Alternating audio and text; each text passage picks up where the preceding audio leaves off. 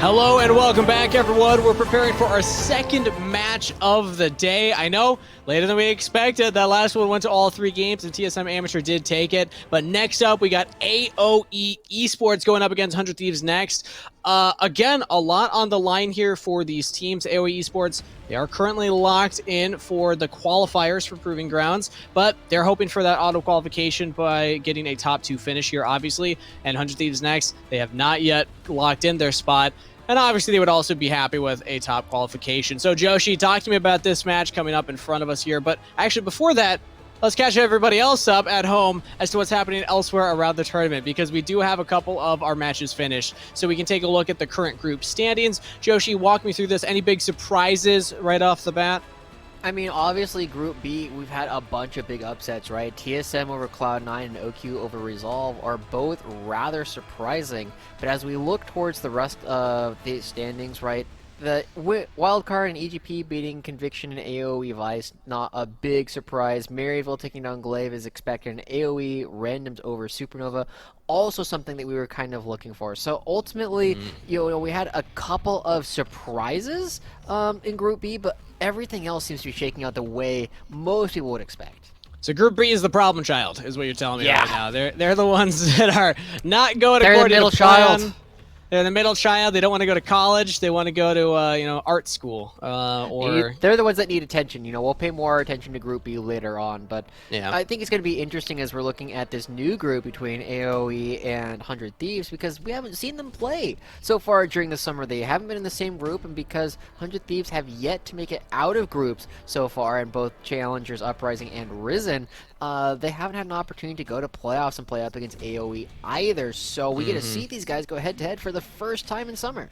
Absolutely, I can't wait to see it. Also, just for the record, I'm not disparaging those of you who went to art school. Great for you. Hope the best. Absolutely. But with that said, AOE Esports versus 100 Thieves. I just had to qualify. AOE.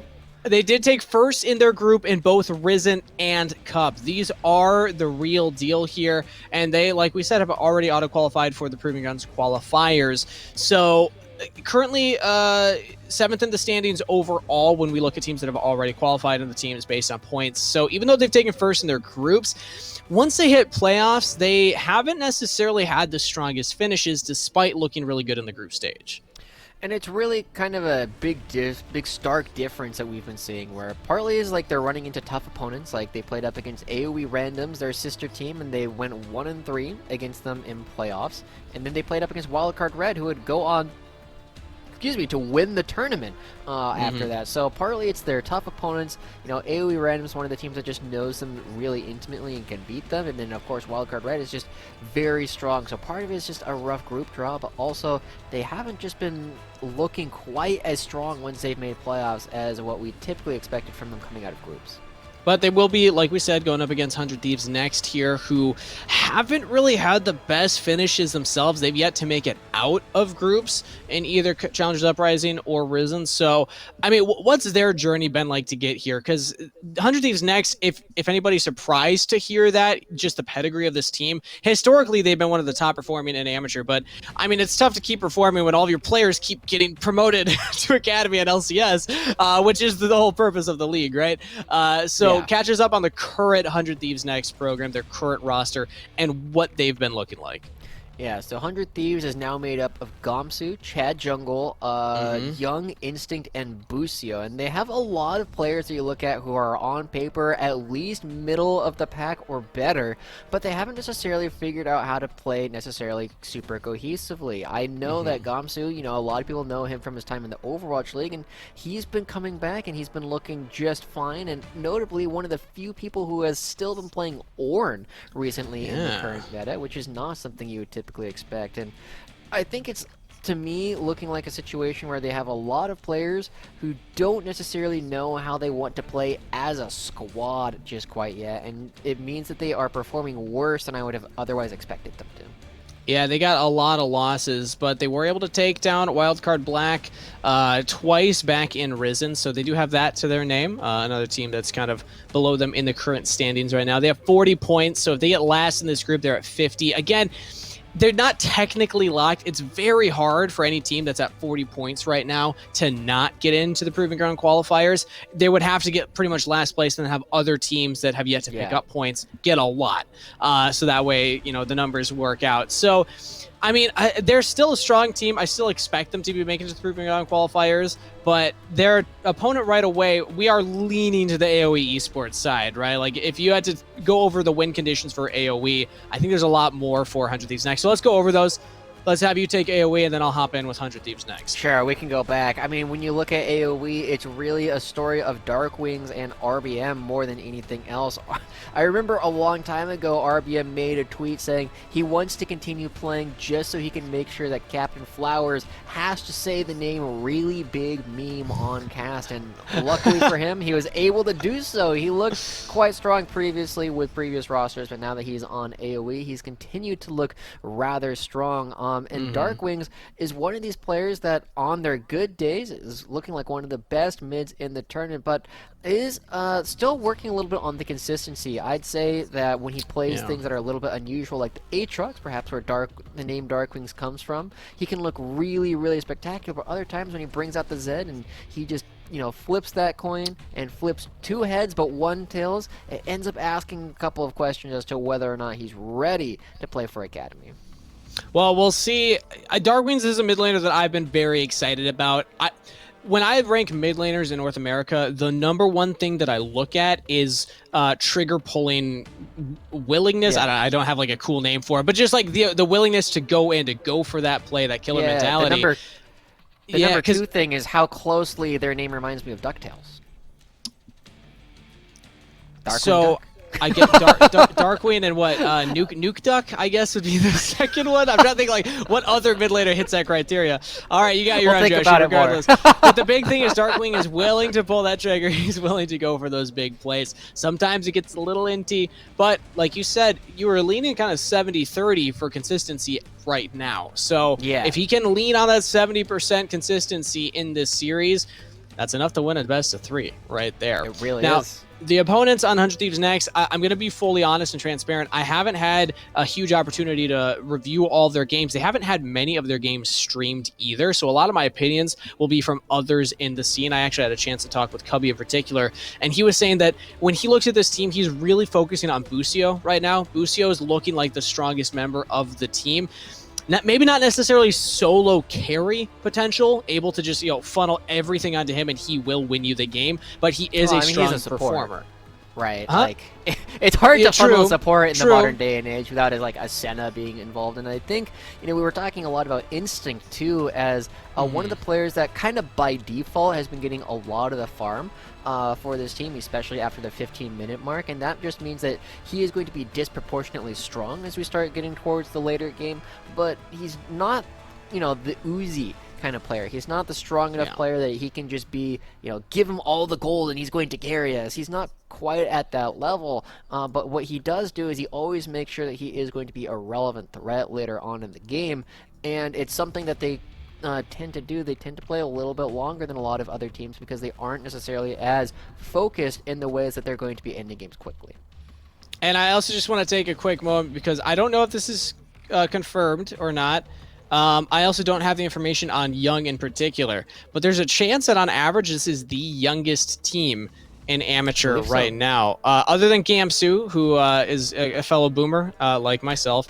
But they have multiple people that were born after the GameCube came out, so I'll let you do the math there for yourselves. That's kind of how I rate it currently, is like how many players are younger. We're really dating ourselves, right? Younger than the GameCube. Yeah, I mean, fair enough, but they're going to call us boomer in chat anyway. It's DuckTales too. Good point. But the big story is, of course, Gamsu and his return to the league, tracking his story coming back in from Overwatch. And when we were talking before, he's been serviceable. He hasn't really come in with a storm. He hasn't been popping off. But honestly, to me, that's still impressive. You're coming from a completely different esport back to League of Legends, which is very difficult. Top lane, yeah, you're, I mean, on an island, but there is still a lot that you contribute to the team, whether that's teleport flanks, whether it's being put on Ornn duty. But he still has stepped up to the plate and has looked like a serviceable top laner. And do you think that, and as Lee said, do you think there's a chance that we get carry Gamsu at any point throughout this Proving Grounds Tier 2 final event here for EGL. I mean, you kind of think back to when he was playing for teams like Fnatic, right? He was looking quite good back in the day when he was able to play much more aggressively, when he had the tools to actually be this kind of star player, where he was, he was never at like the shy levels, right? Where we praise him for being the best player we've ever seen, but he is a very strong top laner historically, and I think as he starts to get back to that level, as he, remembers all of the things that he used to do, as well as understands how the game has changed, I think we can eventually see this guy climb back up into the higher echelons of competitive play. I like the image of remembering what he used to do. He's like, the glory days, when back when I was your age. The Whippersnappers, Busio, Instinct. Yeah, when I played the N64. All right, we're ready for draft, though. So, Joshi, real quick, before we get too far into this, let's go over predictions. How are you feeling about this one? AOE versus 100 Thieves next. 2-1, 2-0, which way? I feel like I'm having to lean towards AOE, right? They have made it out of groups both times, and I feel like they're going to continue looking quite strong. The big question for me is whether or not Zyko, we have not yet touched on, is going to be able to step in where Fizzy was playing previously. So I want to say AOE, but I'm going to go 2-1. 2-1 to AOE. Happy that you brought that up at the end there, because I guess I'll throw in my prediction first, too. I agree with you. I will also say 2-1 to AOE. I think 100 Thieves Knights have the tools to get at least one win, especially if they have the right draft for it. But Zyko, newer support coming in. Fizzy no longer on the AOE roster. And Zyko, it's been a while since we've seen this player. He has played before. He actually played way back in the day with Tactical back on Supernova. So if you think, back when Tactical was still around an amateur. Really cool to see that he's coming back into the league, but we'll hold off reservation, or we'll reserve judgment, I guess, rather, on play, because we haven't seen a lot. So this is kind of the test. How does Zyko look with the team? Yeah. I mean, he used to play, it was 2019, so it's been about 2 years since we've really seen him play in any of these amateur leagues, so we'll see how effectively he'll be able to play now that we're getting into this series. But as we are paying attention to how teams are already banning, we do see the Senate taken away from Instinct, and it is something that they have played rather consistently throughout both Cup and Risen, and I think it makes sense to take away some of the gold that would normally be going over to Busio. I like it, focusing here on the side of just taking away a lot of these enchanters. I think Lulu was also a good ban against them, but we'll see if that's picked up here, because I don't know if AOE even plays that one, so that one could make it through. But let's see what 100 Thieves next ban as their last. Thresh, it's gonna be the Thresh. So Diana, Gwen, Thresh, which is a lot of meta, pretty much. So AOE Esports on the blue side, what do they want to show us here? There's still Lee Sin on the table. There's still a lot of AOE bruisers. Yeah. Yeah. I mean, the Camille would be a bit surprising to me. It is something we've seen Faisal play at least a little bit in the past, but the big play that I always think of when I see this is Speedo. But it would be surprising to me if this is the blind pick, because there are things like the Lee Sin. There's still, the Xin Zhao that's available. You have lots of other strong junglers, and the Tom Kench just received some buffs on the patch and already going to get picked up probably for Busio. I like it. This is going to be my first time casting the new Tom Kench. So, Josh, I'll have to pull up the name of the abilities here real quick, make sure that they're still the same. But they also go for the Lee Sin themselves, which means instant locks here for both teams. AOE, Xin Zhao with the Aurelia, and then, of course, 100 Thieves next. They go for that LeBlanc. Yeah. Interesting to see this coming through. You have a lot of melee champions, a lot of physical damage melee champions already coming out from the side of 100 Thieves. And so you kind of wonder, like, this is a situation where things like Malphite or Rammus just become really, really strong, but nobody really plays those. People don't really practice with them, so it's hard to really just, like, bring them out at the drop of a hat. But we do notice that AoE is going for the slam jam kind of style of gameplay, whereas 100 Thieves are a bit more finesse focused with mobility and the ability to go into a fight and then also potentially leave. Yeah, and also that Tom Kench ultimate helping reposition in fights as well. Mobility is key for them. Still a decent amount of mobility on AoE, but 100 Thieves next banning away these supports. They can also add some engage, because outside of Camille, we're not seeing a lot of just hard engage options from AoE, so that pool will be pinched even more as 100 Thieves next lock in the Varus. Yeah, I mean, it's interesting to pay attention to how Tom Kench has been operating because it is very different now that his W is no longer the Devourer. You can't just use it to nom somebody and be like, oh, you're safe. Don't worry about any of that crowd control. We're just going to be leaving here. But the ultimate is very different now, right? You are going to be using the Devourer to eat somebody, and it's effectively a suppression in a lot of ways. So it's going to be a very different style of gameplay coming out from this Tom Kench than what we saw previously, and it'll be interesting to see where it ends up going and how they end up playing it, because it's not something that anybody's really been playing recently. I mean, yeah, we haven't seen it in a while, especially not in professional play, but this is the new patch, and this is really the first look that we'll have at that new patch. But the big one, Joshi, is we got the Ziggs. Let's go. Ziggs is locked in here. They needed AP. This is AP. They did. It also helps them push down these turrets and can have a fine matchup against the Varus in the laning phase. And they also pair with a Braum. That's an interesting choice because they don't really have like a lot of attack speed steroids or like attack resets other than I guess the Xin Zhao. But they do have a lot of auto attackers. They do have a lot of auto attackers, so that will help them out there. 100 Thieves Nags rounding out their composition with that Nautilus, so hard lockdown on their bottom side. Wow. Looking at these two teams and what they've drafted compared to just the teams that we saw before, very different priorities and different team compositions. Yeah, so I really like the fact that there's a lot of dangerous lockdown coming out from 100 Thieves at level 6 in the bottom lane in particular, right? You press R as Nautilus, and then you wait for it to hit, and then you press R as Varus, and suddenly somebody is locked down for like 3-4 seconds. You give a lot of time to auto attack and follow it up with the Q execute from Varus, so it is very difficult for sketch streams to ever walk up at that point. Could be, but the idea for the Ziggs, obviously, take those turrets, so we could also get some help from the jungler going to the bottom side. We'll have to see. AOE Esports going up against 100 Thieves next. AOE Esports have gotten first in every group they've been in so far throughout the Tier 2 tournaments.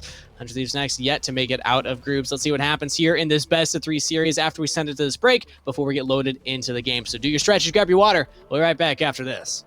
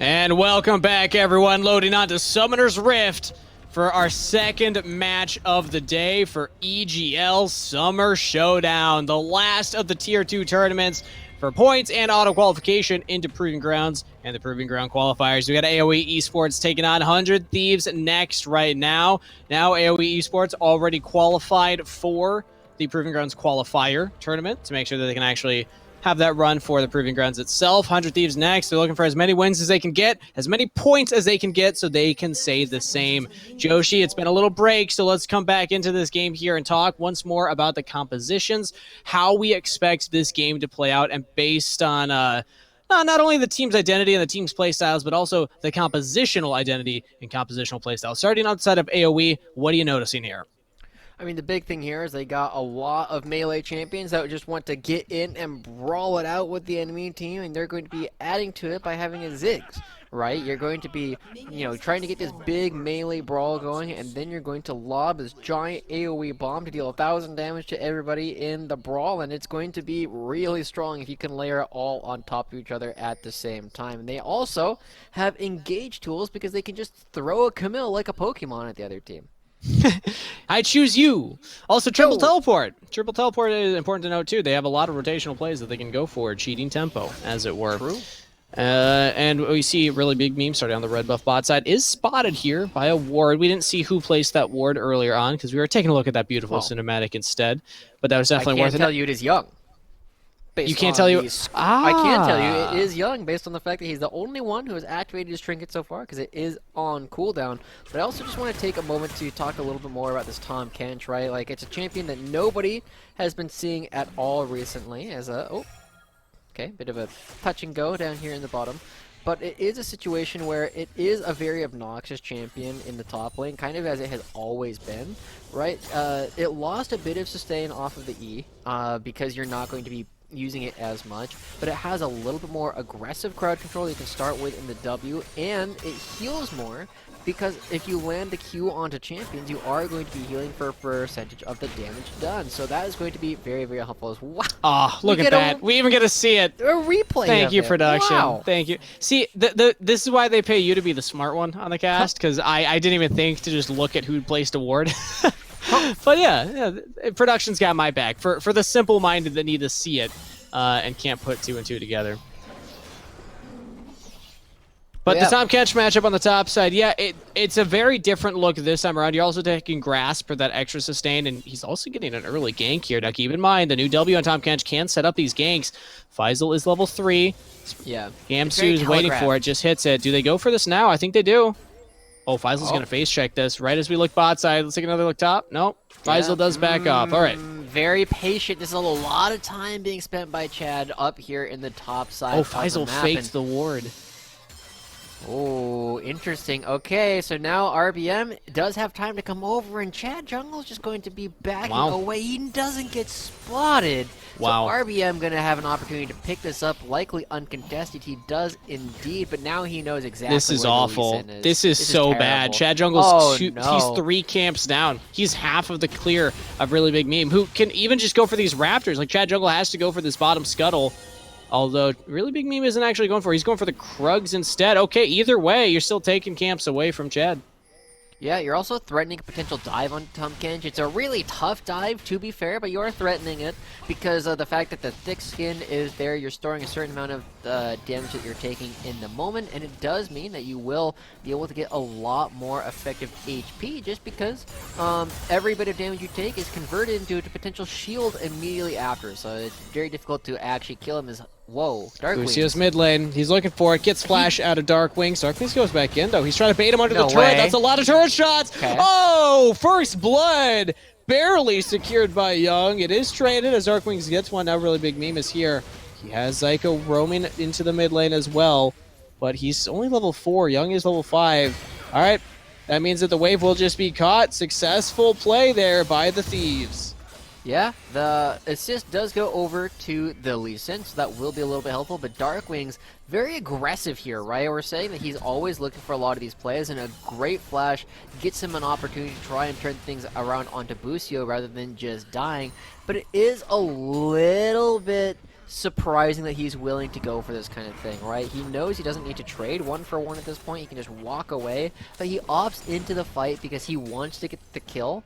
And it's just a little bit unfortunate for Dark Wings that the opposing kill is going to be going over to Young. So it ends up being a bit washy in the mid lane, but he is full build now. He's a Vampiric Scepter and can heal for all of the trades that we're going to be seeing. But Young did get 2 stacks of Dark Seal. He already had that at that point. So that means he's already got that rolling. We can see, we have seen what happens when a LeBlanc gets fed. Gets extra stacks, even goes for that BM book in the Mejai. So we'll have to keep track of that. But also bot side sketch streams here on the Ziggs. We haven't talked too much about AoE's bot laner, but he hasn't found much of a lead here against Instinct. Now the idea of the Ziggs, again, push turrets, take plates early. They haven't even gotten to the turret yet. So step 1, yet to be completed. Yeah, I mean, if that was the only thing Ziggs does, it would be a very weak pick, right? You still have fallback in your ability to play these team fights, but it is a little bit sad when you aren't able to push things in. And it's kind of a testament to the fact that 100 Thieves have drafted a bottom lane that can prevent Ziggs from actually getting to the turret. You just counter clear the wave, and Nautilus is a better fighter than Braum when Braum doesn't have an auto attacker attached to him. He's not going to be getting the stuns nearly as quickly. So we'll keep track of that bottom lane, how things shake out. Currently it is 2 waves in advantage of Instinct, but right now top side, 100 Thieves next are looking for a play. Chad Jungle's roamed up here. He's unspotted. If he leaves that brush, he will be, though, so you got to play this one carefully. Faisal, he's pretty much under turret. I don't think that Chad Jungle will find anything, and this is now twice that he's just wasting time topside. Yeah, this is brutal. This is a lot of time that he could be using to clear his camps, and you're noticing he's now a little bit more than 4 camps. He's 4.5 camps behind RBM at this point, and that does mean that the Xin Zhao is going to be relatively accelerated. They know that he was recently topside, so at least I have some vague idea of where he could be. But it's going to really not do them a whole lot of favors because of how far behind this Lee Sin is in terms of the tempo that it's already spent clearing out these camps. And the idea with the catch-up jungle experience is like, okay, you will catch back up to the levels of your enemy jungler even if you're not going for those camps, but not the gold. And he hasn't been finding these ganks. He only has 1 assist, but now play mid side, Lucio has to flash away as Zyko just walks up towards him. Darkwings tries to throw out the flawless duet, but doesn't find it, so flash down on Nautilus. But like I was saying, the big thing, Chad Jungle hasn't found anything. He's literally just wasting time while he's going for these plays. But here we go. Gamsu, he gets a stun on the hookshot on the wall. Faisal in a lot of trouble. Flashes away. Nice. Follow up by Gamsu, getting the solo kill as Tom Canch. Welcome to League of Legends, Gamsu. We missed you. Yeah, it's been a while, and you get to see why this champion is so obnoxious to play against, right? You just are wrong one time about a trade, and it just walks you down, and now it eats you, spits you out, and it's just going to be able to stun you pretty much instantly, right? You're going to get a couple more auto attacks, you get the first stun, you get a couple more auto attacks, and you are still at full HP, and I believe he's building towards a Warmog. This is the first time. We'll pay attention to this once again. Remember, this goes through, and great job getting the actual knock-up and slowing Faisal down from creating more space. And one more auto attack, you get the ult, comes in, and you do so much damage based on your passive these days, where you just convert a certain percentage of your maximum HP into damage on everything you do. They're going for another play. Faisal, he doesn't have flash, he doesn't have TP, so Chad Jungle with the Rift Herald and Busio here as well. They're going to push Faisal off. He cannot defend this if he stays. Okay, Busio actually does back off, and even as I say, it looks like he will, in fact, be able to defend because there is no play. But during that replay, it looked like Faisal didn't know the timing of the Tom Kench W. He walked back into it, and it took a long time. Like, it's a long timer right now to actually get that off, and Faisal definitely wasn't expecting it. So some slight mechanical misplay as well, walking back into the knockup, but it'll catch all of us off guard. We haven't seen a lot of Tom Kench. We gotta pay attention to the first item that he has already built for himself. Anathema's Chains already coming out from Gamsu. So a couple of things that are interesting about this, right? You put on a person, and you designate them as a target enemy. You gain Vendetta stacks against them, and Vendetta stacks mean that you take reduced damage from this target, but also reduce their tenacity against whenever they're nearby to you. So yeah, The reduced From all damage- targets. That's Nautilus. That's Yeah. LeBlanc. That's Varus. Like, that's everybody. The big thing here is that I'm curious where he's going to be using it, right? If he can use it on the Ziggs, suddenly he just itemizes straight armor the entire time. On the other hand, if you use it against Faisal, which is his current lane opponent, the true damage just ignores that passive. Sure, but I think the bigger thing is the tenacity reduction. And it's also just a cheap item. Like, it's a very affordable item right now, so you just hit that power spike quickly. Let's see if it works out for them. Moon does go for this too. It hasn't worked as well on him, but hey, Tom Kench, different champion. Also different player. Bot side, though, we see AOE Esports. They go for, I guess the esports at the end is a little redundant. AO Esports, they do go for Well, the it's area of play. effect, you know. It's not area but of I esports. But it's funnier if you just say AOE Esports. Like it just sounds, it rolls off the tongue. Right. They go for the warding pattern on the bottom side, but they're not making any early plays here. And yet again, Faisal, he just leaves top side. He's playing so respectfully. Yeah. I mean, it's tough at this point. You know that Trad Jungle has to have been sitting in bushes quite a bit, because RBM is not expected to be this far ahead in terms of camps already taken. But as we're seeing this Rift Trail get dropped in the top lane, we're seeing a counter push in the mid lane. Unfortunately, Six does a lot of damage to structures, but only gets 2 plates in exchange for the Rift Trail crashing up here. And 100 Thieves, you know, with this Tom Kench, it looks like they have a very clear identity, at least in this game, where Chad Jungle is just trying to make sure that Gamsu can run over Faisal. And now they also have Chad Jungle picking up his mythic item. So 2 items completed by the side of 100 Thieves. They're up 1.5k gold at the 11-minute mark. Yeah, they lost that dragon early on, so they are down in the dragon department. But they also have that turret crash, which means that Gamsu can actually roam around the map. So if anybody's confused, Spurge, that is his current gamer tag, but that is the player Gamsu. So that's why we are continually using that. If anybody's just joining us, so I could see why that would be confusing, so I wanted to clarify. But he's still heading topside, even though he has taken that turret. Damage. Meanwhile, Darkwings with a one-on-one onto Young. Doesn't get the kill quite. Young does flash away. And it is going to mean that Young is going to be in a bit of a pickle here, as he does leave Chad Jungle, though. Again, sitting in a bush. Darkwings doesn't get the stop. And Chad Jungle, he's got the ultimate. He's culling the wave. Darkwing taking a lot of damage. Flash from Chad Jungle to avoid the flawless duet. Easy enough kill. Goes over to the Lee Sin. Chad Jungle, very well played. Man, the difference between that play working for Darkwings and it not working is just such a narrow margin, right? He just goes for the Spurge sees this. He can stop Spurge the sees back. this. He knows no. the Faisal's right there. Faisal, he still doesn't have flash. It's about to come off cooldown. The blast going to safety. Okay, he's out. Oh, Okay. that was close.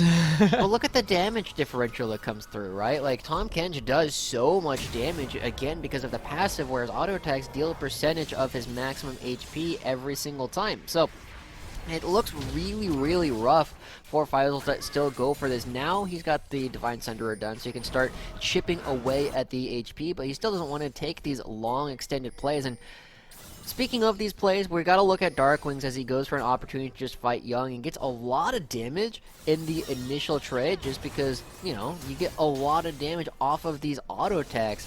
But the difference here, and the only reason why this dive doesn't work, is he's just a little bit too slow to pull the trigger and doesn't actually stop the back, giving Chad Jungle an opportunity to not only clear the wave, but also knock him underneath the turret and force him to play with a little bit of desperation. I'll have to see why exactly Darkwings took turret. I didn't even see it in that last play, the replay. Maybe he dashed onto him, but either way, Darkwings now going onto Gamsu. Thinks he's got the one bomb. Busio and Chad Jungle are here. It's going to be a full 3v3. Darkwings knocked up, though. Nautilus provides a CC, and now eaten by Gamsu, but he's still alive. Now it's finally traded, but look who's joined in. It's Instinct. The Varus doing some work right now. Really big meme jumps on top of him, but he's got backup. He's got a Tom Kench and a Lee Sin. That's a kill over to Instinct. Zyko trying to retreat back under the turret, has the flash, has to use it, but look at this, Gamsu committing. Wow. And all that health bar, he takes it up, 3 turret shots, successful play from the Thieves. Doesn't look like anybody on 100 Thieves, excuse me, on AOE has any idea like how to play around this Tom Kench. They are losing in the top lane. They lost to it down here in the bottom, and it's just running people down over and over again. Sketch streams, you can die here. You got to be careful. He could die, but he also gets the turret. It's just Busio. There was nobody else from the Thieves. Just Busio. Alright, so we'll pay attention to this once again in the bottom lane, because you have to watch the fact that Darkwings, he's got the Blade of the Rune King, so he does a good chunk of damage to Gamsu, but when people show up, they get a lot of damage, and then they use his ultimate for this big burst of damage out of nowhere, and just throw him the opposite side so he has nowhere to run. Really exciting to watch how Gamsu is actually just playing this, because he has a lot of crowd control, he has a lot of damage, and he's got a lot of tankiness. He really just is the perfect character all in one, as he just goes in and doesn't even care that the minions aren't yet taking the turret. I haven't seen a lot of the new Tahm Kench and solo queue. We haven't seen any of it in professional play yet, but Gamsu bringing it out here in EGL Summer Showdown, the last Tier 2 tournament. Very impressive performance so far. We know he plays the Ornn, and now we got to start respecting the rest of his tank pool too. We're also looking at Faisal's champ pool. He plays a little bit of Ornn, but his bigger tank pick is the Scion. Yeah. There's a chance that maybe we just end up with like tank v tank top lane, and then these teams focus elsewhere on the map, because this kind of performance, this was a blind pick Camille, and it is getting hard punished right now. As 100 Thieves next, they'll use their advantage to get this Rift Herald. It's a very surprising blind pick. Again, like, even at the beginning, I was saying, this is surprising when there are things like the Lee Sin and the Xin Zhao available there. Aurelia, they just got some buffs. But it is something that we are going to have to look at and ask, is this just a bad matchup that they didn't know about? Is this 100 Thieves being really smart with their drafting and threatening to flex this Tahm Kench around later? And these are answers we're going to have to look at in the future, but Faisal will eventually get to a point where he can fight Spurge rather effectively as he gets more sustained to himself, and as the Conqueror and the ability for Spurge to burst him out lessens over time. We'll have to keep track of that. When do we reach that break point? And at what state of the game? Because this is still a global lead currently for 100 Thieves next. It isn't too much. We actually have seen AoE stabilize for the most part here, and they still have this Ziggs who is just going around the map taking these objectives, taking these turrets. He cracked that mid one. He's actually still mid. He's going to try and keep this wave pushed so that there's no Rift Herald play from Chad Jungle. And yeah, Ziggs, he's got so much wave clear. He does. It's why he was well known seasons ago for being this champion that just stalls out the game for, 30, 40 minutes basically on his own. It's because it was so difficult to push turrets up against this guy. And so now, as the Bomb Rat does have the Leandri's completed, he's going to get a lot of cooldown reduction. He's going to have a lot of opportunities to use the ultimate in order to clear waves, and he'll be able to continuously pump out DPS against all of the members of 100 Thieves throughout all these team fights. So the fact that Sketch Streams is 0-0-0 and has less CS than Instinct, he's not actually going to be particularly far behind just because of the way this champion operates. Exactly. He's still going to pack a punch right now. Oh, yeah. And most likely going towards that Horizon focus as that next item with that needlessly large rod makes his Explosive Minefield even scarier. But that is Rift Herald dropped in the mid lane. He also have Seraphs, like he's got options. He just needs to clear this out, and should be relatively easy to defend this turret. Or the teleport coming through from LeBlanc, going to be threatening Ziggs and pushing him backwards. And it looks like AoE are going to respect the man advantage that 100 Thieves have built for themselves. And it might get traded for the bottom lane turret, but we also have a dragon to fight for here in a couple seconds, and both top laners have teleport. I will say it feels like 100 Thieves next, they kind of have to go for plays like that to get these turrets, because they're not sieging, they're not getting through the wave clear of AoE right now. And that's a little concerning that, Ziggs can just take them on his own, but 100 Thieves next need that Rift Herald. They will at least get this dragon. It's their second of the game, third overall, and there's no contest from AoE. So, pretty much free objective. They're trading it, I suppose, for Faisal pushing topside. But even then, he's about to crack this turret. He does a lot. Camille really takes these fast in the side lane, so we could actually see AoE up in turrets despite being down in gold. Would be rather surprising to see this come through. I mean, this is part of what we were saying, and we saw previously, Camille is one of the best champions at actually just hitting these structures, right? So quickly between your auto Q, right, with all the Sheen procs that you're getting all at the same time, you're going to have plenty of opportunities to be aggressive here. But we're also seeing, on the other side of the map, as we continue to consider how this split push side laning game is going to be played out, Gamsu has picked up the Frostfire Gauntlet, so he now has a slow on a bunch of his auto attacks, which is going to make it very difficult for somebody to escape once he gets onto them in the side lane. I don't know if anyone's going to necessarily look to fight him in the side lane, though, after that last play went awry. 100 Thieves next. It's, again, just historically, not being able to make it out of any of the groups that they've been present in yet.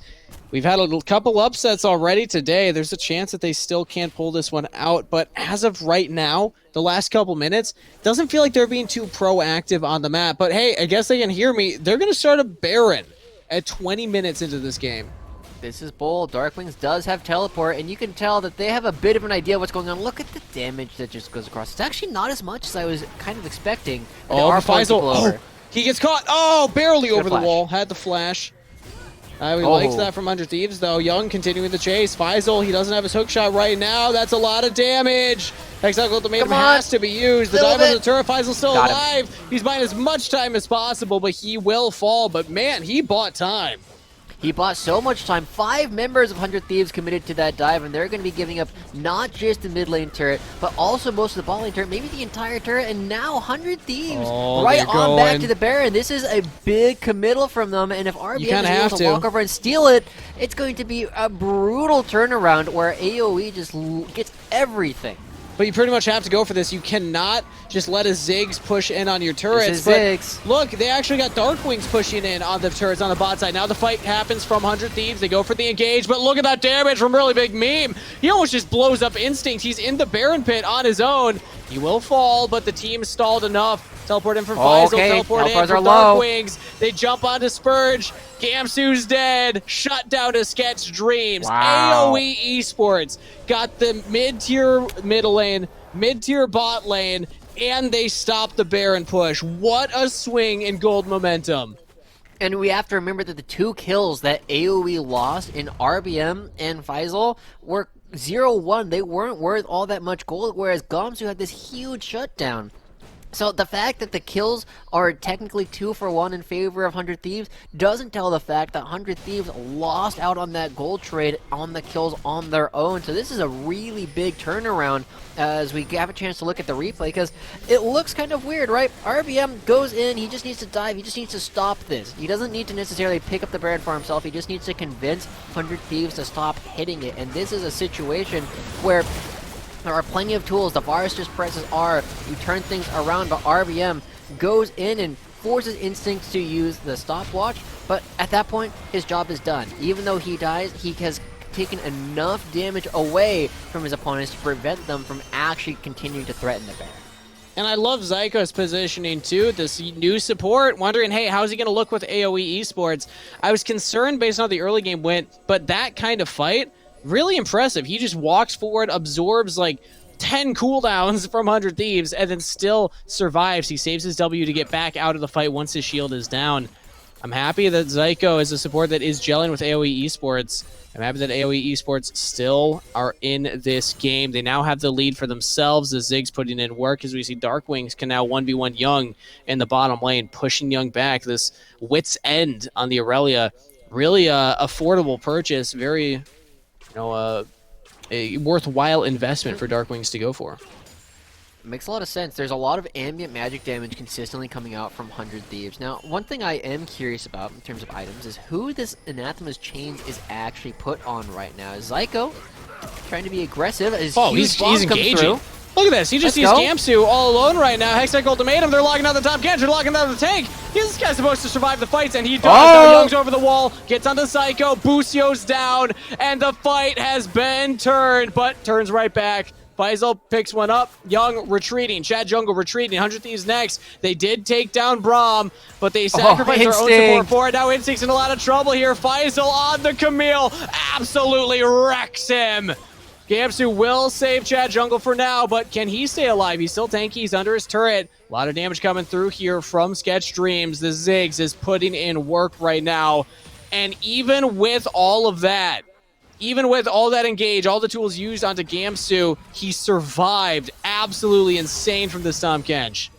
big tanky boy. He's gonna stay alive and also keep a lot of other people alive in that last bit of engagement, just because he uses his body to shield everyone. But it is going to be another dragon picked up for AOE. They are going to grab another mountain dragon for themselves, and as we take a look at this, I was surprised. Zyko just walking forward, his willingness to get this fight started and lock everybody up in this choke. It looks a little bit odd, right, as they jump onto Gamsu, but you have to pay attention to the fact that he's able to survive for so long. In fact, he's still alive at this point, and he ends up backing away while surviving. On the other side of the fight, the only reason why this goes wrong is the fact that Instinct walks the wrong direction. He's trying to make sure Chad Jungle was going to get out, but Chad was A-OK the entire time. Gamsu stays alive, comes back, saves Chad Jungle. And because you keep enough members alive, you keep the inhibitor alive as well. You only give up the dragon. But that is still dragon picked up by AOE Esports. They are still 2,000 in the lead. 5 turrets to 2. The Camille split pushing and the Ziggs turret taking prowess really working out strong here. We didn't even touch on that necessarily. The 1-3-1 potential of AOE Esports with Camille in the side lane, Aurelia in the side lane, and then a Ziggs bomb coming in from the mid lane onto either side, depending on where the action happens. They're actually pulling this composition off. Yeah. All right. I mean, we get a blue buff onto Ziggs as well. Suddenly, the Baron is a lot harder to take because Ziggs just throws out a lot of fights. Oh, no! Oh, my goodness. Oh, I didn't believe it. 1v1 under turret. If he had just auto-attacked Young one more time there, I think that was it, but he assumed it was the clone. But because he goes for that play, this is actually Baron started up yet again by 100 Thieves next. But they're not going to actually execute this. There's no way that they can just stay on the Baron when there's a Ziggs throwing bombs into you. So they have to back off. This is now 3 times they've looked at this objective, and 3 times they've been pushed off. They're trying, right? It's kind of what we were saying. They're not really playing to anybody at this point in the game. It feels a lot like there's like, let's try the Baron. Okay, well, that didn't work. All right, let's back away. And now they're just kind of waiting slowly for AoE to actually go for some of these big plays, right? Faisal, again, as we saw previously between Speedo and Doxa, not quite able to individually find the outplay onto the LeBlanc, but that doesn't change the fact that Faisal is now strong enough to continuously get this push. Ooh, Joshi. 100 Thieves next. I think that they realized their play. It's no longer to go for the Baron, it's to make these sideline plays, but as I say it, they stop it. They don't know where he is. Had the play. Yeah, they figured he had a recall, right? You just throw out the 1Q, but Darkwing sticks around and is going to be able to clean up another wave here rather soon. But Faisal has access to the ultimate. We might see a repeat of the fight earlier. No W on Young, but not enough range for this Camille to go for it. Not going to jump in on that. So while it's kind of turned into a slower game pace right now, we got 14 kills at the 27.5-minute mark. Let's pull up the gold lead if we can take a look at that and see where exactly gold is located, because we see 3 items completed on Gamsu. Not actually that far ahead of Faisal, though. This Camille's very close in the gold department. And looking down, the big difference is actually, in fact, Darkwing's in the mid lane.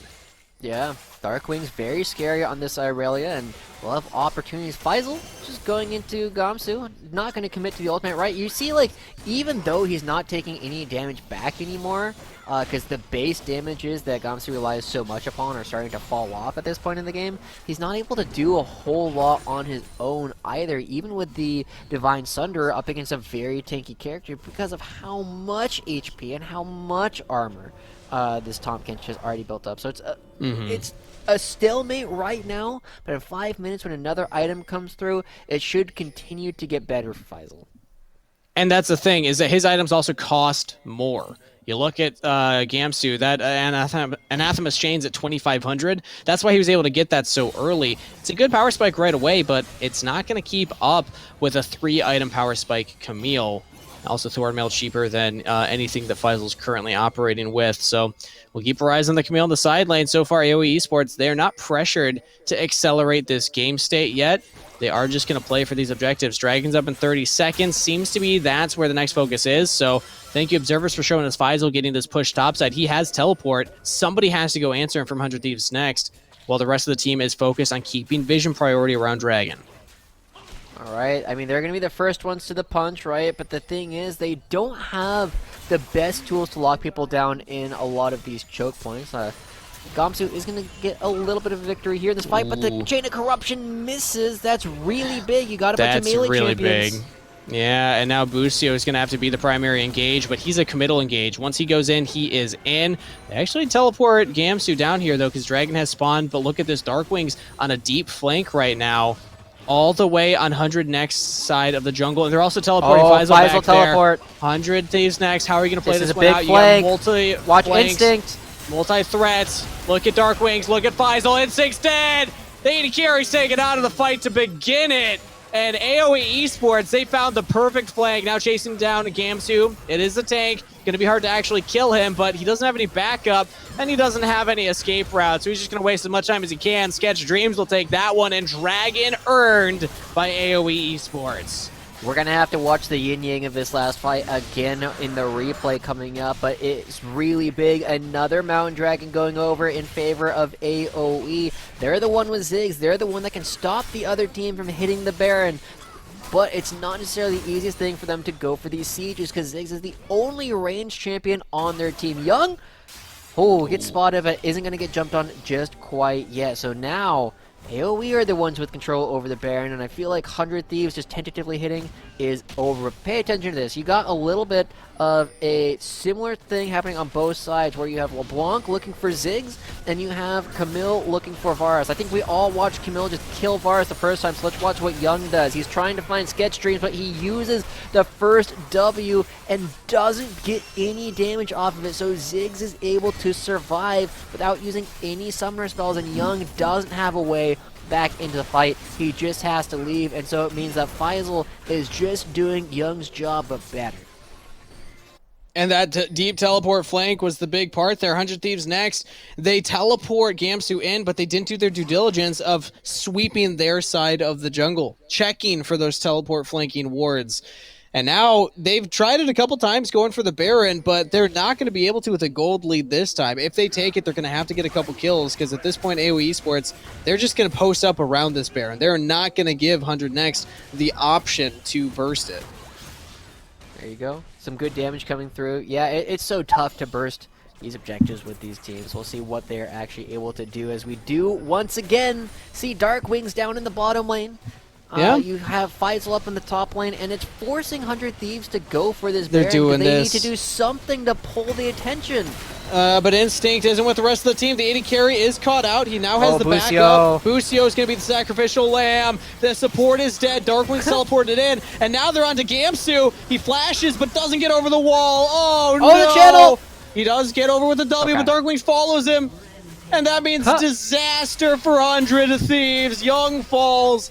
Top lane support as well. Instinct and Chad Jungle, the only two members left. And that means that AOE Esports, they already have a full wave bot side to push in with, and they will look to take this bottom inhibitor. Is this going to be the game? This should be the game, or at least a big lead. They're going to get the inhibitor here. They're going to look for these 5 Nexus seconds turrets. on Remember, you have Busio. Ziggs to do a lot of damage. Chad Jungle Oh, goes look at in. Chad He gets Jungle. some He looks for the damage. hero play. He pushes Sketch Streams, but there's no follow-up. Instinct was not ready. Almost kills him. He's in the golden state, but he does finally fall. Busio is traded, but they don't need Ziggs anymore. Look at Faisal. They still have the Camille. Oh, absolutely destroying these turrets, and that Nexus, GG. AOE Esports took them a while to come online, but once they did, what a performance. Pulling off the split pushing composition very well, and forcing 100 Thieves next onto that Baron over and over again when they just could not take it. It's something that we've been seeing over and over from teams, is people have been looking at these team fighting compositions and saying, hey, if I'm going to play a split pusher, they need to be able to team fight as well. But this is a spot where the traditional team fight of front to backing isn't the only way to do it. We saw how effectively both Darkwings and Faisal were in this game, and it was so good. But we're going to have to go over a couple of replays to kind of figure out how we actually got to the spot where AoE just became inevitable. Exactly. The first one, we got a couple of replays to take a look at, but the first one would be the Baron fight around the 21-minute mark. But we also had the Gamsu solo kill. I don't know if we have a look at that, because the Gamsu solo kill is where it started to look like 100 Thieves next. We're actually going to control that game. So while we're waiting for production to pull that up, I just want to, again, remind everyone that AOE Esports, even though they were on the back foot, they have still taken first in all of their groups that they've been in. They are a team that is resilient. They are a team that is a threat, and I think that they showed why they're so feared, because that is not an easy composition to pull off. I just want to remind everybody, 1-3-1s, especially at the amateur level, it's difficult. You need a lot of communication. This is also a new support coming in, Zyko, so hats off to AOE Esports. But we do have that replay ready now for that first solo queue. Walk me through this one, Joshi, because from this point, I thought the 100 Thieves next, this was where their PowerPoint was, and they could actually use this Tahm Kench to get around and start making more things happen. True. I got to pay attention to how this Tahm Kench always operates, because he's always been a stat checker, right? The way he likes to play this lane. And as we go back a little bit further in time than I might have initially expected, we do see that Gamsu is just going to find a spot where it's just like, oh, Faisal, you can't actually go for this fight. You are not in a spot where you can actually take any of these extended trades. And Tahm Kench, he can like bully you around and just like be the stat ball and to out sustain you a lot of the times and make it very difficult to play this lane. But there are also times where it's like, wait a second, you can't fight me. And it's a matter of knowing exactly what kind of ranges you have as the Tahm Kench. I believe this might be one of the other replay timers that we had that we were looking for. This wasn't the one that we had initially expected. But I greatly appreciated watching the Tahm Kench just like chill over and over again. It works. It works too. The big thing okay. We love you guys. When he was able to get that, I also think that it literally was Faisal just not understanding. That's why I want to take a look at that one, because Faisal walks back into the W as he's coming up, because he sidesteps, walks back in too early, and that's what gets Gamsu that solo kill. Tahm Kench has mechanics now. He does. Who would have thought? You actually have things that you can do. The coolest thing you gets... used to be able to do was like devour a minion by pressing Q or pressing W in the middle of your Q and then spit it back. But we'll get back into that maybe at some point. We can discuss that further. But we got a Baron fight that we do got to talk about here in a sec. Yeah, so as we pull up that replay here, the Baron fights over and over again. 100 Thieves Next kept trying to go for these because they were trying to pull pressure towards them, and the later the game got, the less successful it was. But there were a couple moments where I thought that they might actually be able to burst it down, but you're dealing with the Ziggs range, which is very difficult. Yeah, it's so difficult when you get so much magic damage, and again, Baron always shreds your magic resist, so you have these opportunities to go for these big plays as Ziggs. And here, I feel like we saw something similar to this a lot over the course of today, where somebody is just trying to buy time and die slowly, so that everybody else has time to do something else. And eventually, turns out with these two turrets already going down to the opposite side of the map, we already see AOE is very happy with this situation. All they have to do now is prevent the Baron from going down, and they should be willing to give over almost everything they have to prevent that from happening, because you've already built the map control with the turret takes. You've already gotten plenty of what you're looking for, and if you only spend Faisal's life once for two turrets, you're happy, and then you trade it for another kill for RBM. So eventually you just see AOE, because they moved around the map more effectively, because they understood how to play the pressure with the waves better than 100 Thieves, they are able to come out rather consistently in some of these macro interactions. They would stop the Baron and get something. Stop the Baron and get something over and over and over again. And eventually, it's just too much. But we have the final fight to take a look at, the Baron fight. This was actually only 2.5 minutes after that last one that we just taken a look at. But you see how often 100 Thieves felt like they were pressured onto the Baron. Oh, actually, we have a dragon fight coming up next, it looks like. So that will be the one that we'll take a look at here to close out. Because honestly, like...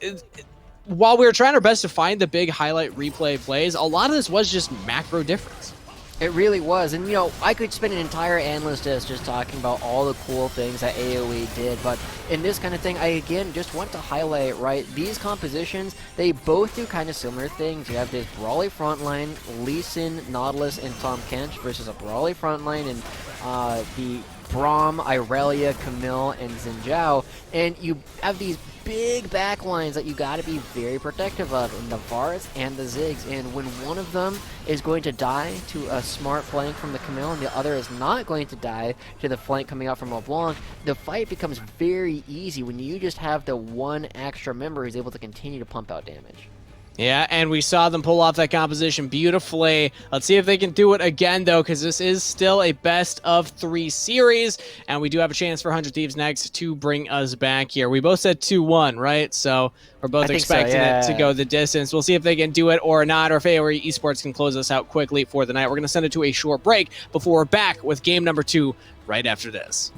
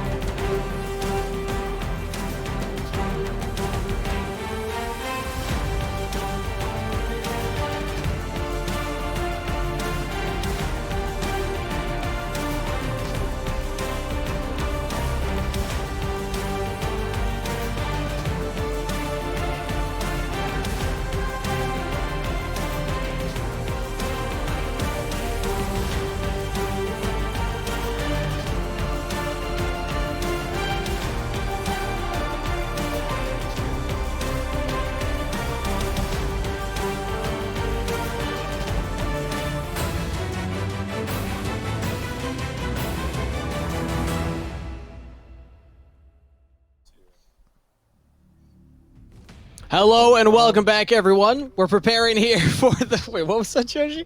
Trying to hijack my intro? What's going on? We'll get it. Oh, man, nobody understands our references, but it's okay. Maybe we'll sing for them later. We're getting ready for what could be the final game of the day. You can tell it's taking its toll on us already. We've had some chaotic games, so we'll try and refresh our mental going into this last one, because this is close. AOE Esports against 100 Thieves Next. It was a back-and-forth game. 100 Thieves Esports had...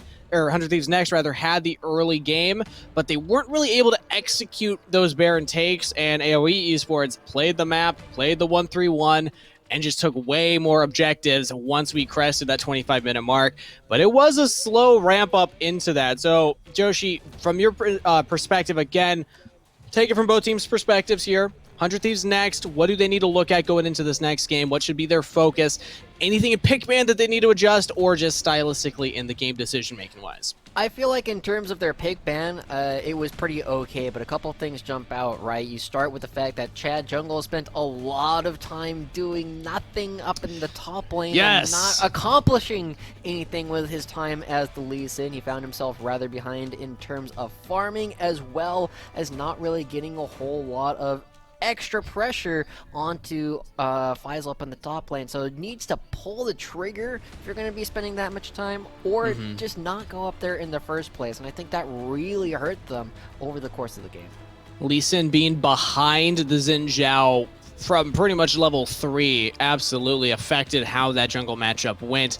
And I understand the thought, I understand the want to say, okay, catch-up XP is back in the jungle, so I can go for these ganks. You gotta make those ganks happen. You gotta actually pull that trigger and at least get summoner spells out of the lane that you're looking at. And also, maybe not try and hard gank the Tahm Kench. Like, I don't know if that's gonna be necessarily the win condition for your team, despite the fact that Gamsu was able to get his own lead in that 1v1. So, all right, I like that. I like that. It's a good focus. That's something easy, something clear. Easy to fix, right? Yeah. Yeah. It's as simple as just be really good at ganking and pull the ganks off all the time.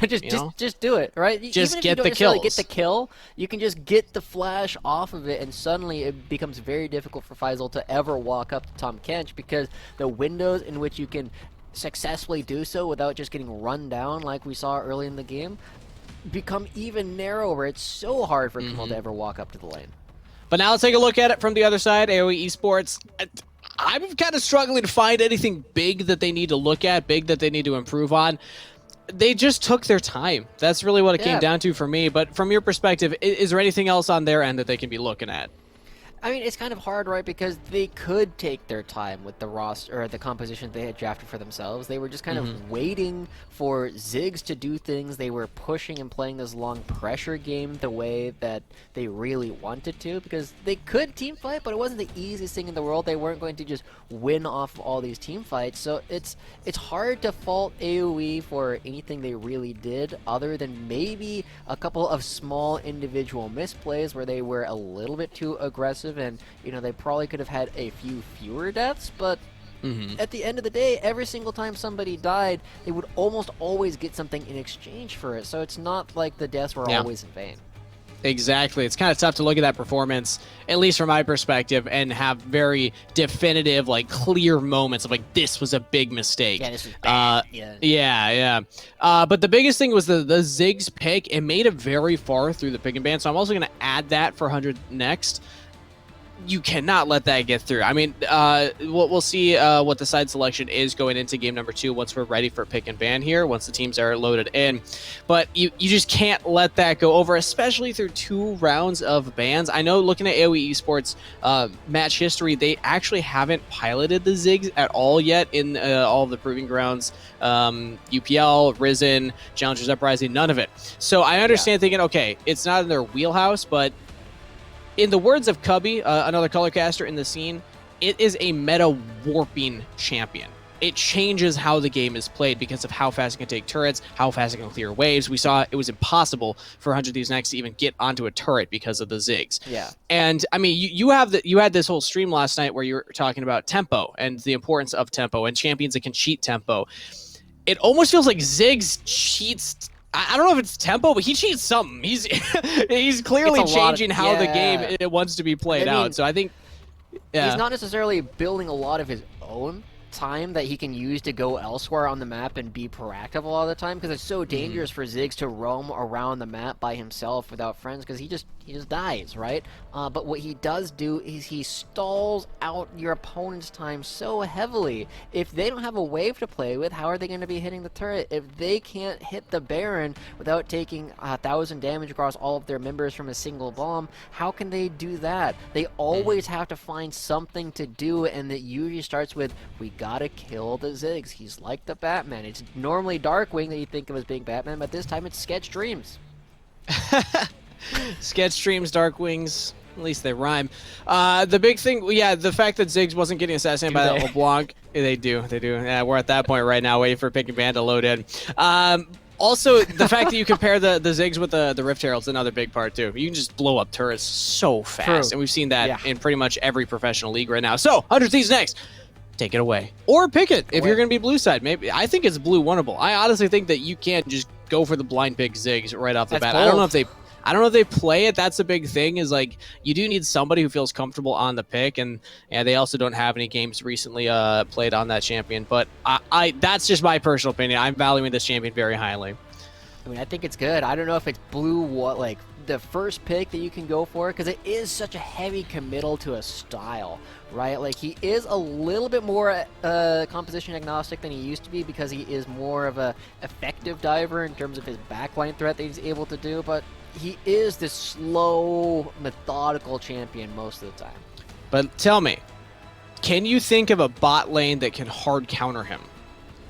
Because I don't know if one exists. Now, maybe I'm just not thinking of somebody. Maybe it's something silly like, I don't know, like Seraphine, Senna, something silly like that. But like the idea that you can blind pick him, because I don't think you can shut him down. I don't think that there's an answer. It's like, oh, they picked Ziggs. Awesome. We're just going to pick Caitlyn and, hard win that lane. He can just play so far back and just farm and then play that slow methodical. But all right, we are done. We're done with the Ziggs conversation, I guess. Maybe because we'll see if it's banned or picked. all right. Let it stew a little bit. Twitch chat, let us know what you think about it as well. But we are finally into pick and ban, so we can stop with the Ziggs theoretical stuff and hopefully see a Ziggs ban, because 100 Thieves next are not actually on the blue side. They opted for red side here. Oh, no, okay, looks like it just swapped. There we go. We do see 100 Thieves next on the blue side. So there we go. They could first pick that, or let's see if AOE want to take it off the table. It will be an interesting thing. I mean, we've been seeing a lot of Gwen both piloted and banned away, as well as a Senna taken away from Instinct previously.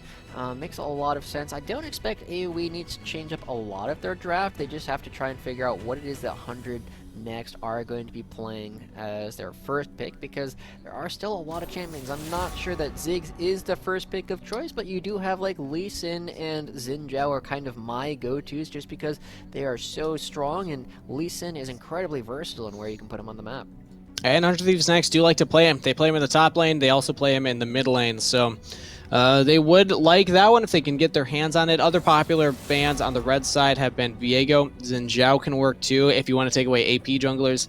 Diana, there's just so much right now, Joshi. I think that's the funnest part of this meta, is that you can only take away so many tools, but there's always going to be something strong left up, and that first pick will tell us a lot. But still, focus. There we go. Aurelia, that actually makes a lot of sense. I like this from the Thieves now.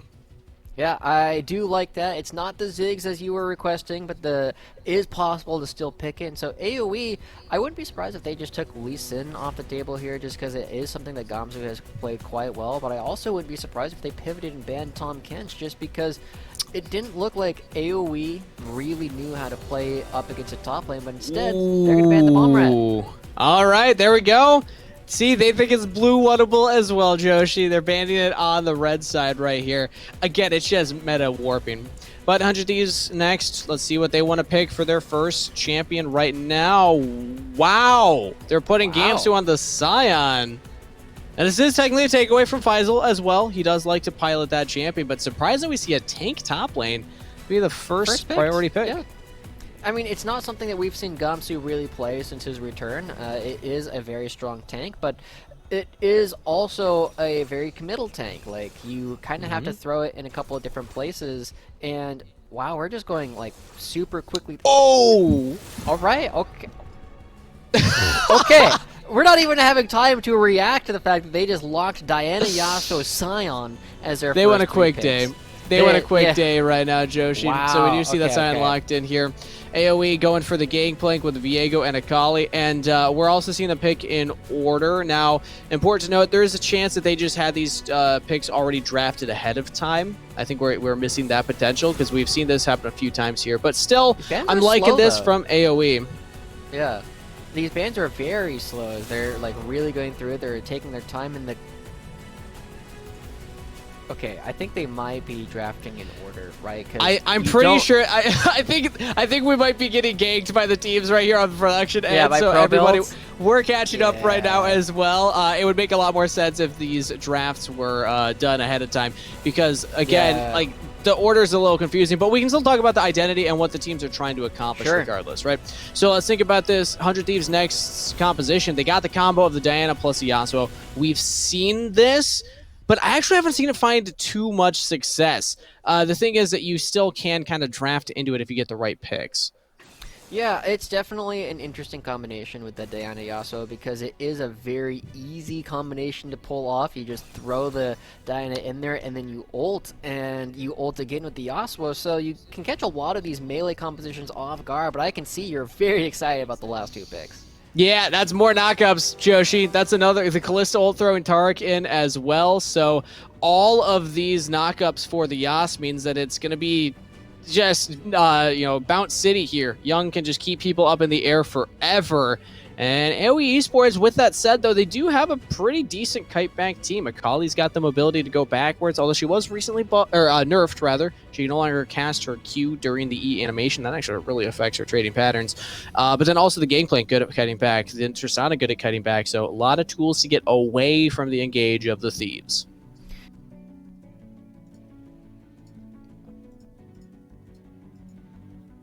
Oh, it looks like we might have lost Joshi. All right, cool. Well, what a time, Joshi, because we're going to be sending it to a break shortly anyway. So let's just send it to that break right now while we get ready to load into the game. Joshi will get back in, and I will have a go-caster. Fingers crossed for this next game. So grab your water, do your stretches. We'll be right back after this.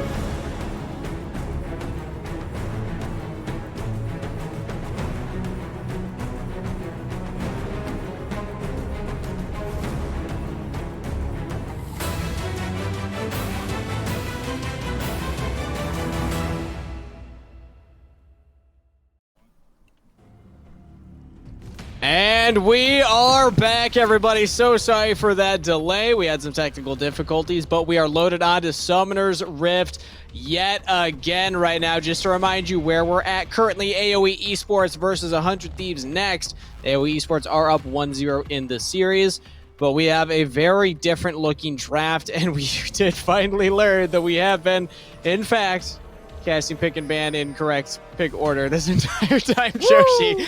Woo! We finally got there. Thankfully, you know, I think we provide some good content regardless, though. But let's just make sure that the next caster pair that comes on, we let them know. We give them the heads up.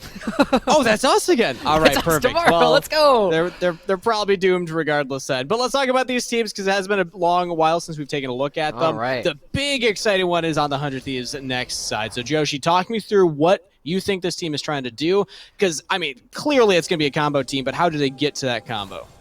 Yeah, the big thing that they got to make sure that they do is they have the Diana. You know, you go in, you use your ultimate, and then you have the Yasuo who just follows it up right off the bat. You also have other options like using the Callista. You just throw Busio into the team again like a Pokemon and just say, hey, I'm going to use you to follow up with Young. And the big thing is, you need that to be enough of a victory in the initial parts of the fight to win the rest of it. Because if you don't win that initially, you're going to lose out to all of the range that Faisal and Sketch Streams are going to be able to put out. So a lot of pressure on Chad Jungle, Instinct, and Busio to make sure that Young can do his job.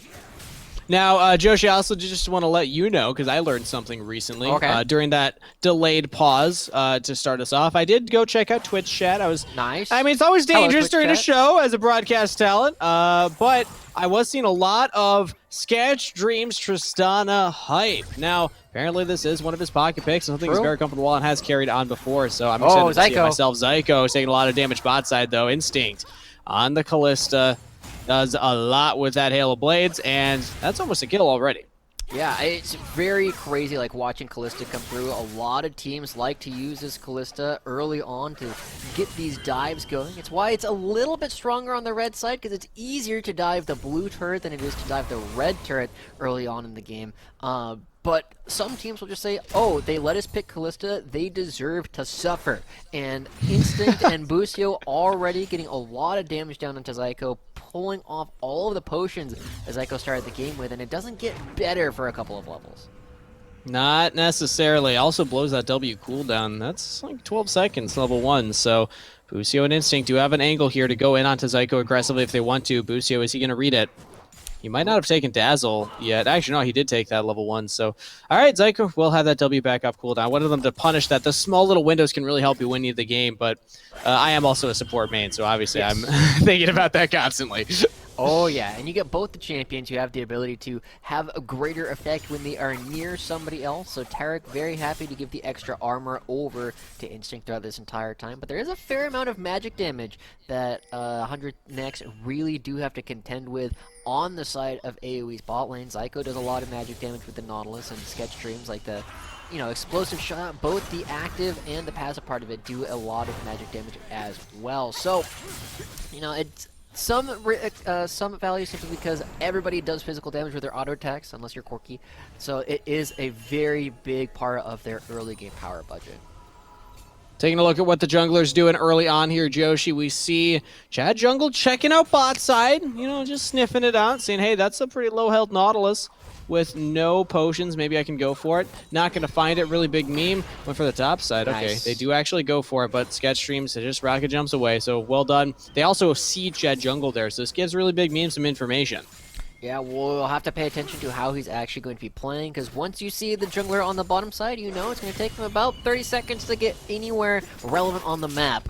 You could go directly mid lane, and you can do that in about 15 seconds, which is very valuable, but it does mean that RBM won't have an opportunity to be aggressive as Faisal. Already going Look very at top aggressive. side. These barrels, nice. Yeah, Gamsu's got to flash away. Just a reminder, Spurge is Gamsu. You heard me correct. If you haven't been catching up with amateur players, amateur teams, 100 Thieves next. The amateur program for 100 Thieves did re-sign Gamsu back into League of Legends. He has left Overwatch, going by Spurge right now. So he does have to burn flash, but he gets out safely as we see beautiful cinematics down there. Thank you, production. Yeah, Dwagon is in fact on the map, everybody. That is Ocean Dwagon. And we'll have to wait and see what Dwagon Soul is up later. Now I can't stop doing it, Joshi. You've ruined me. It's true. Welcome to League of Legends with Joshi. But the big thing that I want to, be very cognizant of right now is the mismatch that we are currently seeing on the map in terms of farming in a number of positions, right? You start off, we obviously have to identify Instinct and Busio doing a fantastic job pushing around Sketch Dreams and Zyko. Currently, about a 2-wave advantage in the bottom lane, but it is also matched by a 2-wave advantage up in the top lane where Faisal has been doing a fantastic job preventing Gamsu from farming. But in order to get the advantage up in the top lane, they have to expend a lot of time from RBM as he went for not just one gank, but also a second one that didn't necessarily result in anything because he just stood in the bush for a while, and now he is also down in the jungle. We've seen this happen a couple times today. These junglers getting put very far behind. Last time around, though, it was Chad Jungle getting very far behind, looking for those early ganks. This time it's a really big meme, and that means Chad Jungle gets this dragon very early on. Ooh, 6 minutes. But look at this teleport onto the bottom side. Double TP, Sketch Dreams going aggressive. Instinct going aggressive right back. The Ren stacks. Instinct gets it! First blood to Callista. Takes a second, why not? It's going to be an even trade, but heavily in favor of the Thieves. They get 2 for 2 and both teleports out of AOE. Yo, the crazy part about all that is Chad Jungle sees that people are coming down. He's doing the dragon. He's like, oh god, please don't notice me. Please don't kill me too. You see nothing. They're able to pick up the ocean dragon. it feels like the penguins from Madagascar, right? It's like, you didn't see anything. He just pieces out because he knows he can't affect the fight, and going from a 2v5 to a 3v5, not very relevant. But because of this, because Sketch Dreams and Zyko are trying to get the fight started right away, they have to go really aggressive, and unfortunately, you just can't get the Ren stacks out of you even if you get far away. So Instinct is still able to find the kill, but they are also very aware of the fact that they're giving Faisal this kill in order to make up for the time that he spent teleporting down here and not being in top lane. But I do like the answer here from AOE. They keep Faisal bot side. He just catches that wave, pushes it in, and they immediately on spawns and Sketch Stream's top side. The Sursana actually got some work done on that turret. 2 plates down early on. So at the end of the day, the gold is still very even. And yeah, 2 kills went to Instinct on the Callista, but it's traded for kills on the solo laners and turret plate gold on Tristana. At the end of the play, the very tail end, it's really just the dragon that's a big difference. And the question will be, is it going to be traded for anything in just a moment, right? Because the Rift Herald is going to be spawning. Oh, combo! Combo! Darkwings! He's feeling it! He's feeling the Diana Yasuo! Down a game of the series, pulling out Yasuo and making it work. 100 Thieves next do pick up a kill onto Darkwings. Now they're looking for more. Do they actually want this? Sketchstream's only level 5, Zyko's level 5 too, and there's the Cyan ultimate. That means that they have to retreat upwards into Young, into Chad Jungle. Nice. Really big meme, ults over the red buff wall and does escape, but you said it, Rift Herald's on the table, and 100 Thieves next will take it. That's why I was expecting AOE to be in the advantage spot right now, because they have the duo lane up there, while Gamsu is the only one on his team up in top lane. That means you just have one fewer champion here to fight for the Rift Herald, but because Chad Jungle and Young just find the fight onto Darkwings, they aren't able to convert this man advantage that AOE had picked up. They do a good job of going for the fight and also rotating really people, big but meme. now... Oh no. What's he doing? He doesn't even have an ultimate. He's got Flash. Busio can throw out the W and then hit the Dazzle. He's not gonna do it. Okay, but now they gotta watch out because the rest of AOE have joined in. Chad Jungle does get a Moonfall. Actually takes a really big beam. Straight right back. Sketch Streams gets that one. Now Darkwing's trying to get a little bit more, but wow, very action-heavy early game right now, Joshi. The complete opposite from last time around.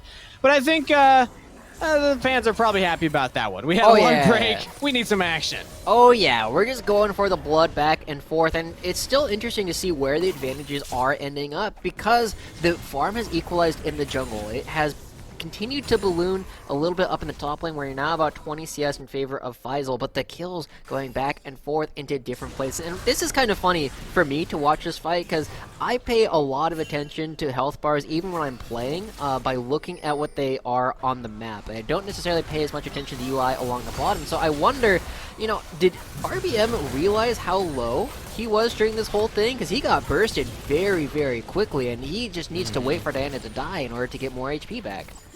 And it also wasn't even the Moonfall. I miscalled that one. That was just a 3-man Scion Q. He just knocked up everybody right there. Impressive stuff.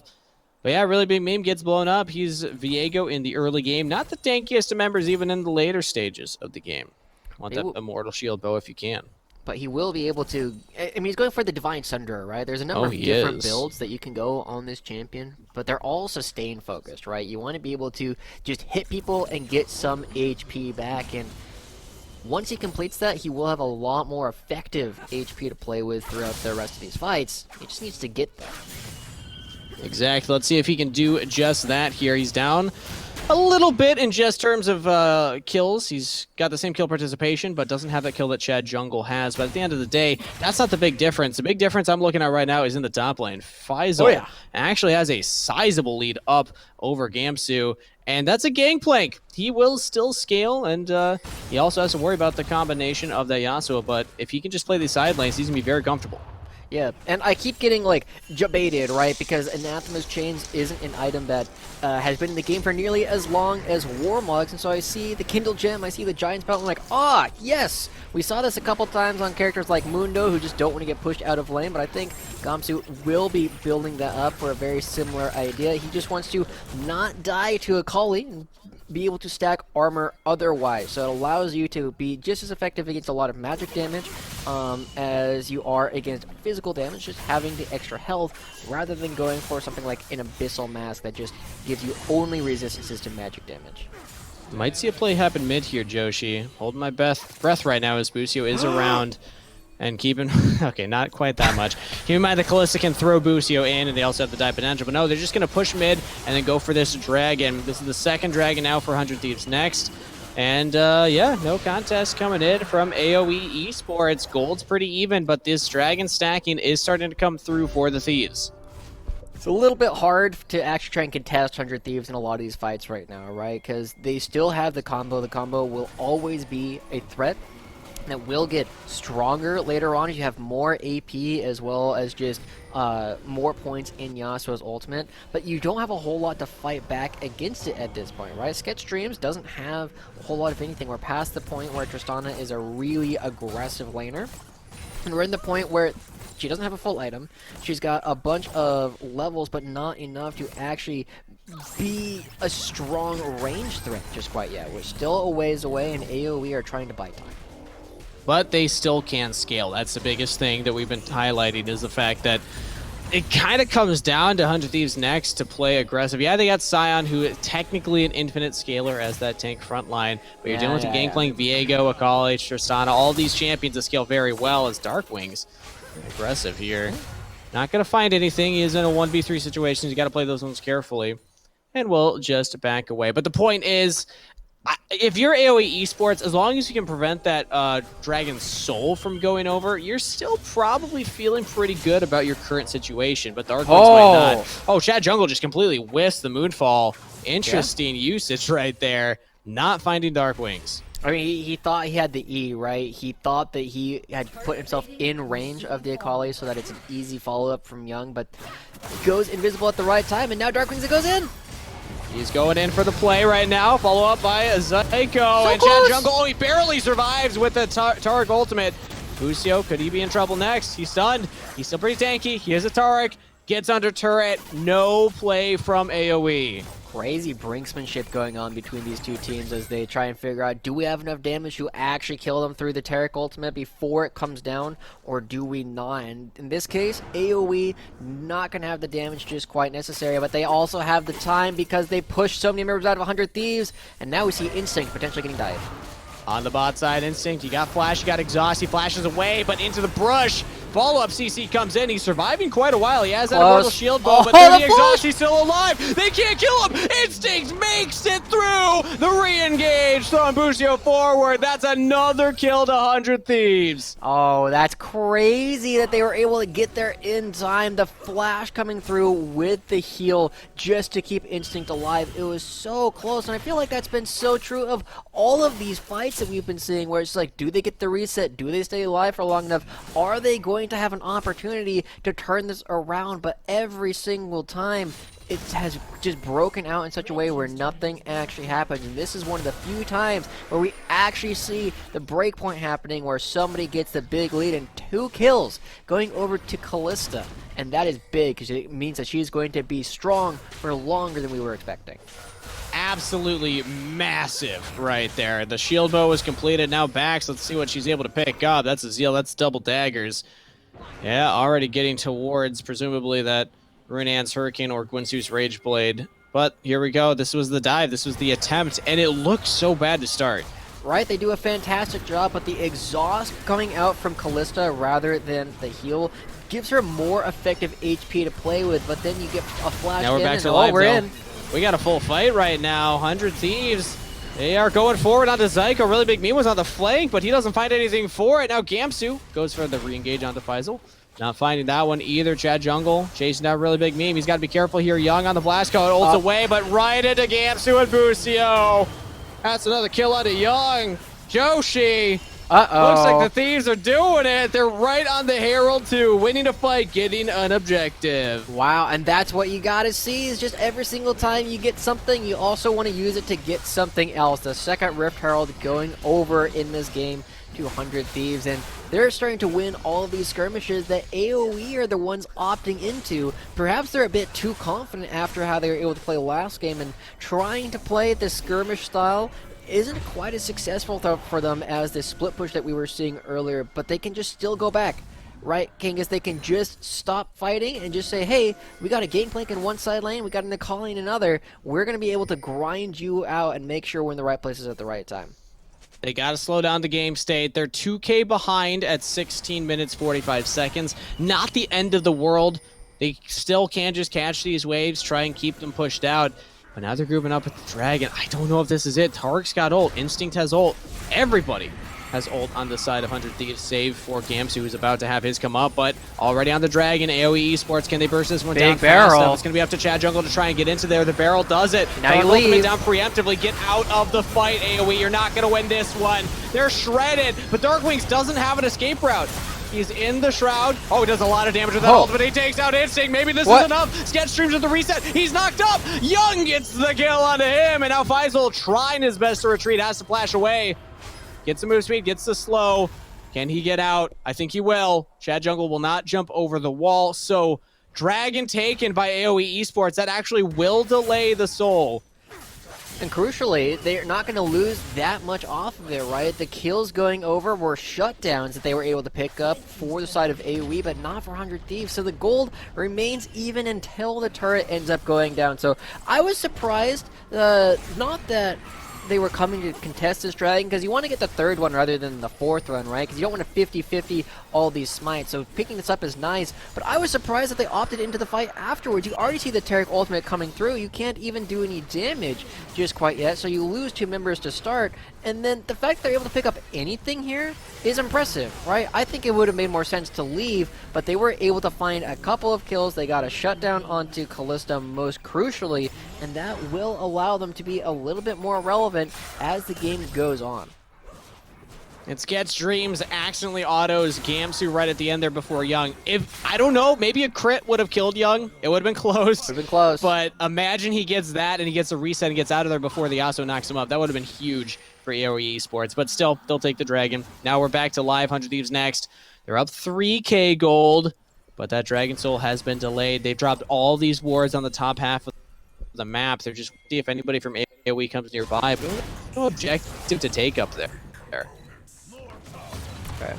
I was trying to see if there was going to be any damage being done here from Faisal up against Spurgeon. Eventually, he might do damage, but I'm very surprised that he's opting into this lethality, right? Because you know that you're going to be hitting the Scion over and over again, and while he doesn't have any armor outside of the hobbies as a steel cap just quite yet, he will later. Darkwing's in trouble here, Joshi.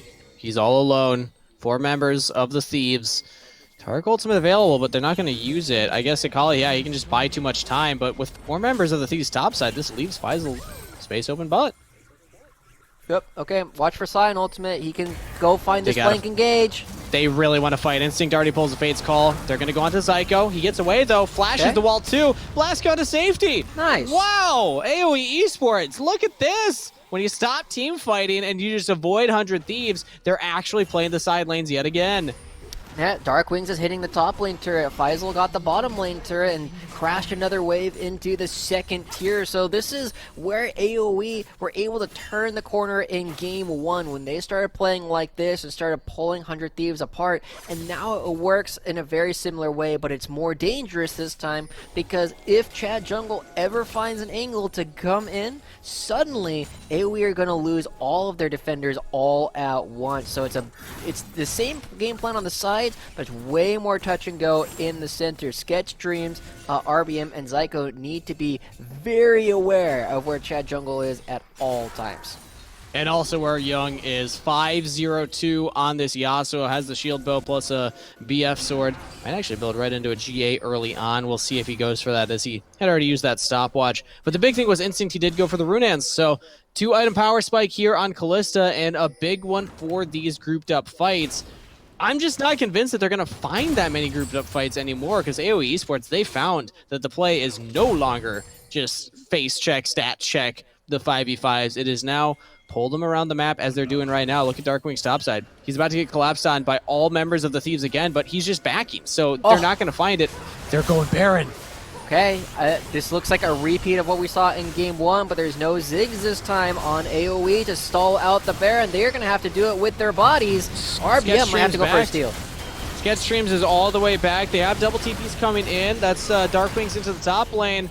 And Faisal into the mid lane, but that's already Baron over. So now it'll come down to a fight, but this is where 100 Thieves next can fight. They can actually go for this. They want this. Dark Ultimate available, and they find the combo onto Darkwings. Only one. Golden right away. That's good for Sketch Streams, but he gets knocked up yet again. Sketch Streams Ursana is kiting back. Dark Ultimate down. Zyko will be traded.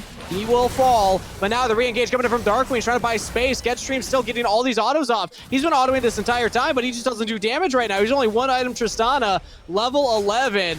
The Thieves have done it. They got the Baron, and now Really Big Meme goes in. I don't know if that was the call, buddy. Almost goes down, goes golden, will fall. Chad Jungle picks up that one, and another kill over to 100 Thieves after the Baron take. They finally pulled it off this time. The Baron Gambit works. Now, Gamsu's got to flash away. It's not even over. Sketch Streams with the autos. He just keeps going, but it's got to be the end of the play. You can't just force this. Nope. Don't do it. Don't do it, Darkwings. I don't believe you, Darkwings. Yeah, he's going to have to back away. Gets rendered for most of his HP. Meanwhile, Chad Jungle is the one who's going to be picking up the dragon, putting 100 Thieves one away from Soul Point here. Sketch Dreams cannot even pretend to walk up if Chad Jungle is going to be threatening like that. So now AOE are starting to lose really heavily. RBM had a number of mistakes earlier on that made him too weak at this point to go for a lot of these skirmishers that he might otherwise want to. And you see that he's not even confident at this point to jump over the wall without vision because he doesn't know if he'll be able to pick up the smite and take it away from Chad Jungle. And then the rest of the fight here, 100 Thieves next, they start retreating, but then they're like, wait a minute, we have Tark? We've been trying to fight them this whole time, and they've been avoiding us, and now they're trying to challenge us after the Baron's taken? Absolutely, we will do just that. And we all remember how the rest of the fight went. It takes a while, but the big thing is they're going for another fight now, but this time they have the Baron. They can take a lot of objectives, a lot of turrets if they win this one. Like not Zyko, but they turn their attention onto Really Big Meme. Viego's dead. The Diana plus Yasuo combo has worked for the Thieves, and it is not working for Really Big Meme. 0-6-2 on the champion. This will be the middle inhibitor going down. And this might be even more. They're definitely going to pick the first inhibitor here, but do they want to try and end the game? They have Tarek's ultimate coming back up, or they can just back away because they know AoE doesn't have any credible threat to get another fight started here. As long as Tarek has the Cosmic Radiance available, they can just go in, go out, and really look for any opportunity where AoE is going to give them for a full team fight. So as AoE pushes back out and tries to take some space, looks for something to do on the map, they have to be very wary because they don't have any information on whether 100 Thieves have actually reset. Currently, 100 Thieves do still have pretty much everybody on the map. It was only Busio that backed up. AoE gonna try and push out this mid.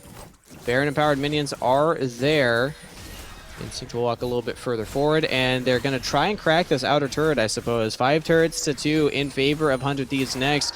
And it's just so rough because the gold lead was coming back in favor of AOE. If we looked at the gold graph, it was rising. They were getting there. They were only 1k behind.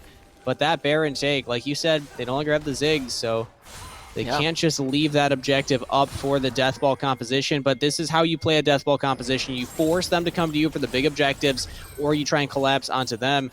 Right now, it seems like they're going to push in topside and try and siege that next. Still very tough. I mean, they've been willing to use the Diana Yasuo combo on champions that don't necessarily have a big impact on the team fight, right? They've been using it on RBM solo, on Darkwing solo, just to get them out of the fight and find themselves a 5v4 very quickly, because they know Tristana, not yet a credible threat. Faisal, not yet a credible threat. He's just trying to find ways to be aggressive in all of these fights and do the damage that he needs to, but he has to play from such a large distance away that he's not able to hit any relevant members. That being said, he is at least 3 items. He's up 60 CS over Gamsu. Pretty impressive for the Gangplank, actually, as he is approaching critical mass. He's already passed that level 13. He's close to 16, the level 3 ultimate. Barrels will be doing damage at this stage of the game, and the Thieves do need to respect it, because while they have this strong wombo combo, if they get chunked out by barrels, it's a little less confident to go in for those plays, but they could also just find Faisal. He's all alone pushing out this top side, and look at who's catching him. Chad Jungle's walking up here. Faisal's in trouble. Chad Jungle will spot him out. He says, hey, here's the Gangplank. We were looking for you, buddy. Taking a lot, though. Faisal, this is what I was talking about. These barrels, they are doing damage. Timing it. Oh, flash from Chad Jungle. Now Darkwing teleports in. You got to find this kill, or else you're just dead. They don't. Chad Jungle's out. Instinct is in. Full 5 members of 100 Thieves are topside to back up their jungler, and he will survive. It was impressive that Faisal was able to turn that pretty effectively. It does show that he is, getting stronger on this Gangplank. There's some time, there's some hope left, but it's not a lot of hope. It's only a fool's hope, right? As Gandalf might say. But now they got to get away before the Sion finds access to anybody and gets another fight started. 40 seconds before the dragon spawns. He almost landed that ultimate. That was very close. Instinct also has ultimate, so I think they were trying to corral Zyko and really big meme, but not finding it yet. But still, dragging up in 30 seconds, and all members of the Thieves are here. Yeah, Death Ball up. Make AoE answer you. This is Soul if you pick this up right now. And that is a win condition in itself, since it is the Infernal Dragon here. Plus their combo, they will just blow up anybody that they catch with Diana Yasuo. And they might find another catch right here. Darkwing's very far forward. He gets knocked up here. Dazzle stun. He's taking a lot of damage in the Shroud right now. He's got to jump out. The Moonball, the Wombo combo from 100 Thieves next. And it's just that easy when you got this kind of composition. AOE Esports trying to retreat the best that they can. But 100 Thieves next. They don't even need the Dragon. They're just going to go for the game. And they took down 2 members. They still have 5 strong. And there's not a whole lot that they can do. There's some wave clear coming up from Faisal, but he's got to be very protective of these barrels. He doesn't have his ultimate just quite yet either. And Sketchstream's not using his front line just quite. That's some big damage, but I don't know if it's enough. No, the turrets are going to go down. There's nothing AoE can do. They just got to watch and die at their base. GG 100 Thieves next. You did it. You brought us to a game 3. And hey, our prediction's looking a lot better right now, Joshi. We do have a series on our hands. We're going to a game 6. Puggers! We get to see all 6 games that were possible today between the teams. Cloud9, TSM, AOE, 100 Thieves. This is really what we're already looking at from the Summer Showdown. A lot of very close games going back and forth, and this time we saw everything that both teams are trying to bring out. Yeah, impressive stuff right there. And just 100 Thieves next, I was close to criticizing them during that game when they were going for the Baron, but then I remembered what you had taught me about tempo, Joshi, and how long it takes for AOE Esports to get back on the map, and I realized this is actually an incredible play. Even if they don't have necessarily the fastest of Baron taking teams, they still have Kalista with Rend, and Yasuo is essentially just another 80 carry, and they also just have this Death Ball, so if AOE comes into them, you can peel off and fight them at that point. Very different setups than we saw in game number 1. But we still have a 3rd game to go, Joshi. Since we're a little behind, we're just going to send it right to break while we get ready for that game 3. So grab your water now, grab your snacks now. We're going to be right back with more League of Legends action right after this.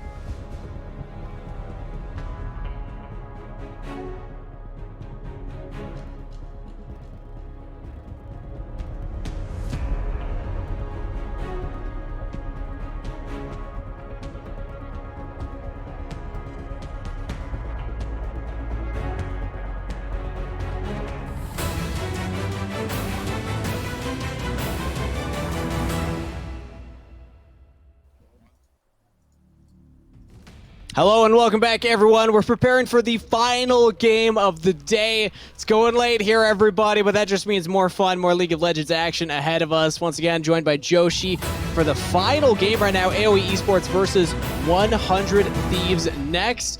And from the looks of it, looks like we're already ready to get into pick and ban very shortly here. So, Joshi, give me the TLDR of what happened in that last game from your perspective. And also, I guess just thoughts on what's going to happen in Game 3, because we did predict a 2-1, but I'm not super convinced that AOE have it in the bag anymore. It's harder. I mean, we were saying that there was going to be a big opportunity for the stylistic difference to kind of come out at the beginning of the game, right? It will come down to how effectively the Diana Yasuo is going to be utilized. But one of the things that we saw 100 Thieves doing not so effectively in Game 1, where they would just constantly go back to the Baron, they were able to do it this time because there wasn't any poke, there wasn't any real siege tools that the side of AOE had to dissuade them from doing it. And suddenly, if you're able to just hit the Baron, the 1-3-1 comp kind of falls apart because it doesn't have anything that it can effectively pull you around from. Yeah, and the fact that they had that tempo lead as well, they just saw AOE reset. They're running back to the map, but like they had to teleport really far back behind. They had a flanking ward, but it just didn't work out for AOE Esports at the end of the day. We saw a very different Baron control from 100 Thieves next, but that is showing that that seems to be their style. Now, they are a young team. We highlighted that in the pre-show, one of the youngest on average that we have. And then also Gamsu has been out of League of Legends professionally for quite a while.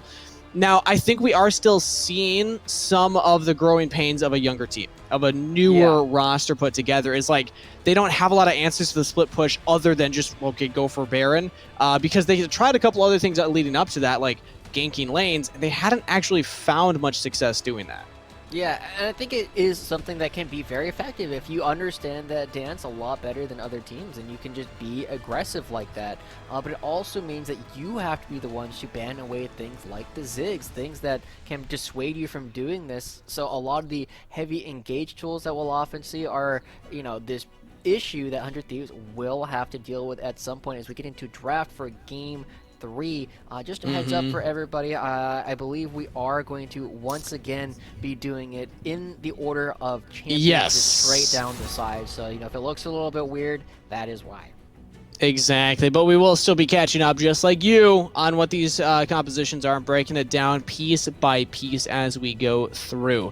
But it also gives the teams a chance, you know, catch up as they obviously want to continue playing their games and putting on this performance, because there's a lot on the line here. Just to remind everybody, currently, just the stakes right now, we are competing for the top 2 places in this tournament. AGL Summer Showdown will auto-qualify for Proving Grounds.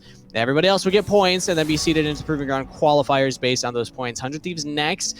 At least a win would essentially guarantee them qualifying or enough points to get into the qualifiers, and a win against AOE Esports, the team that we were saying as favorites in this group, would be insane. We just saw TSM Amateur do that against Cloud9 Amateur earlier today, and that pretty much locks them in right now. So 100 Thieves next, really hoping for the same story here.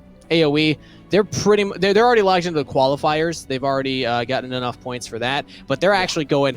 They're competing for more. They've made first in their group twice in the previous 2 Tier 2 tournaments. They're hoping to do the same and then actually make the run for playoffs so they can get top 2. That's their goal here. But catching up with the bans, Senna, Diana, Xinjiao, and then, hey, there we go. The Ziggs ban yet again.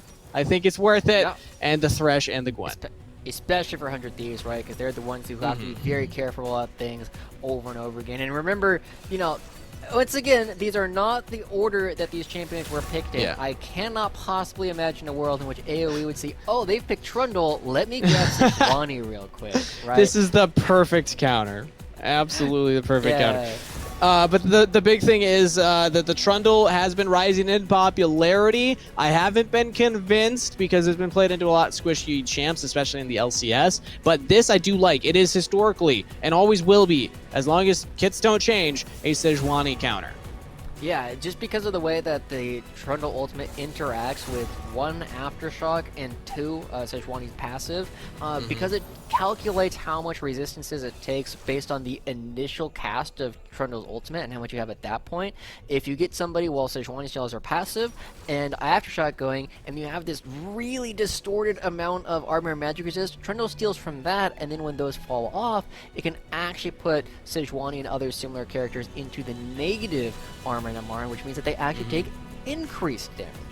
Exactly, and he also can provide a lot of pressure for turret taking too. That's something that Trundle, not everybody realizes. If you leave a Trundle jungle alone in a lane or with somebody else, they can take those fast, but not going to be with the Tristana, as 100 Thieves next got the Varus Viego instead, but AOE...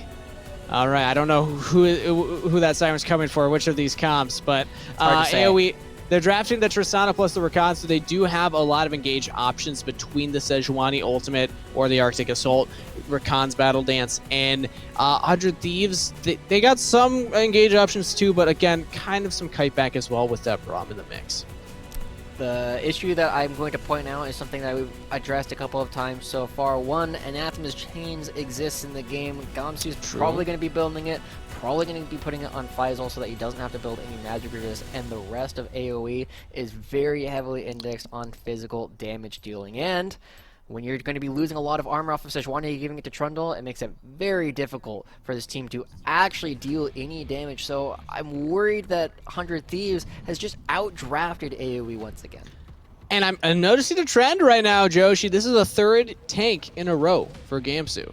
He played the Tahm Kench, he played the Scion, and now he's on the Ornn. So yeah, he's showing that this is what 100 Thieves next want to play. This is their team identity. Let's see if it works out for them here in this game number 3, the final of the day. We're going to send it over to another short break while we get loaded into the game. So make sure you don't go anywhere. We'll be right back after this.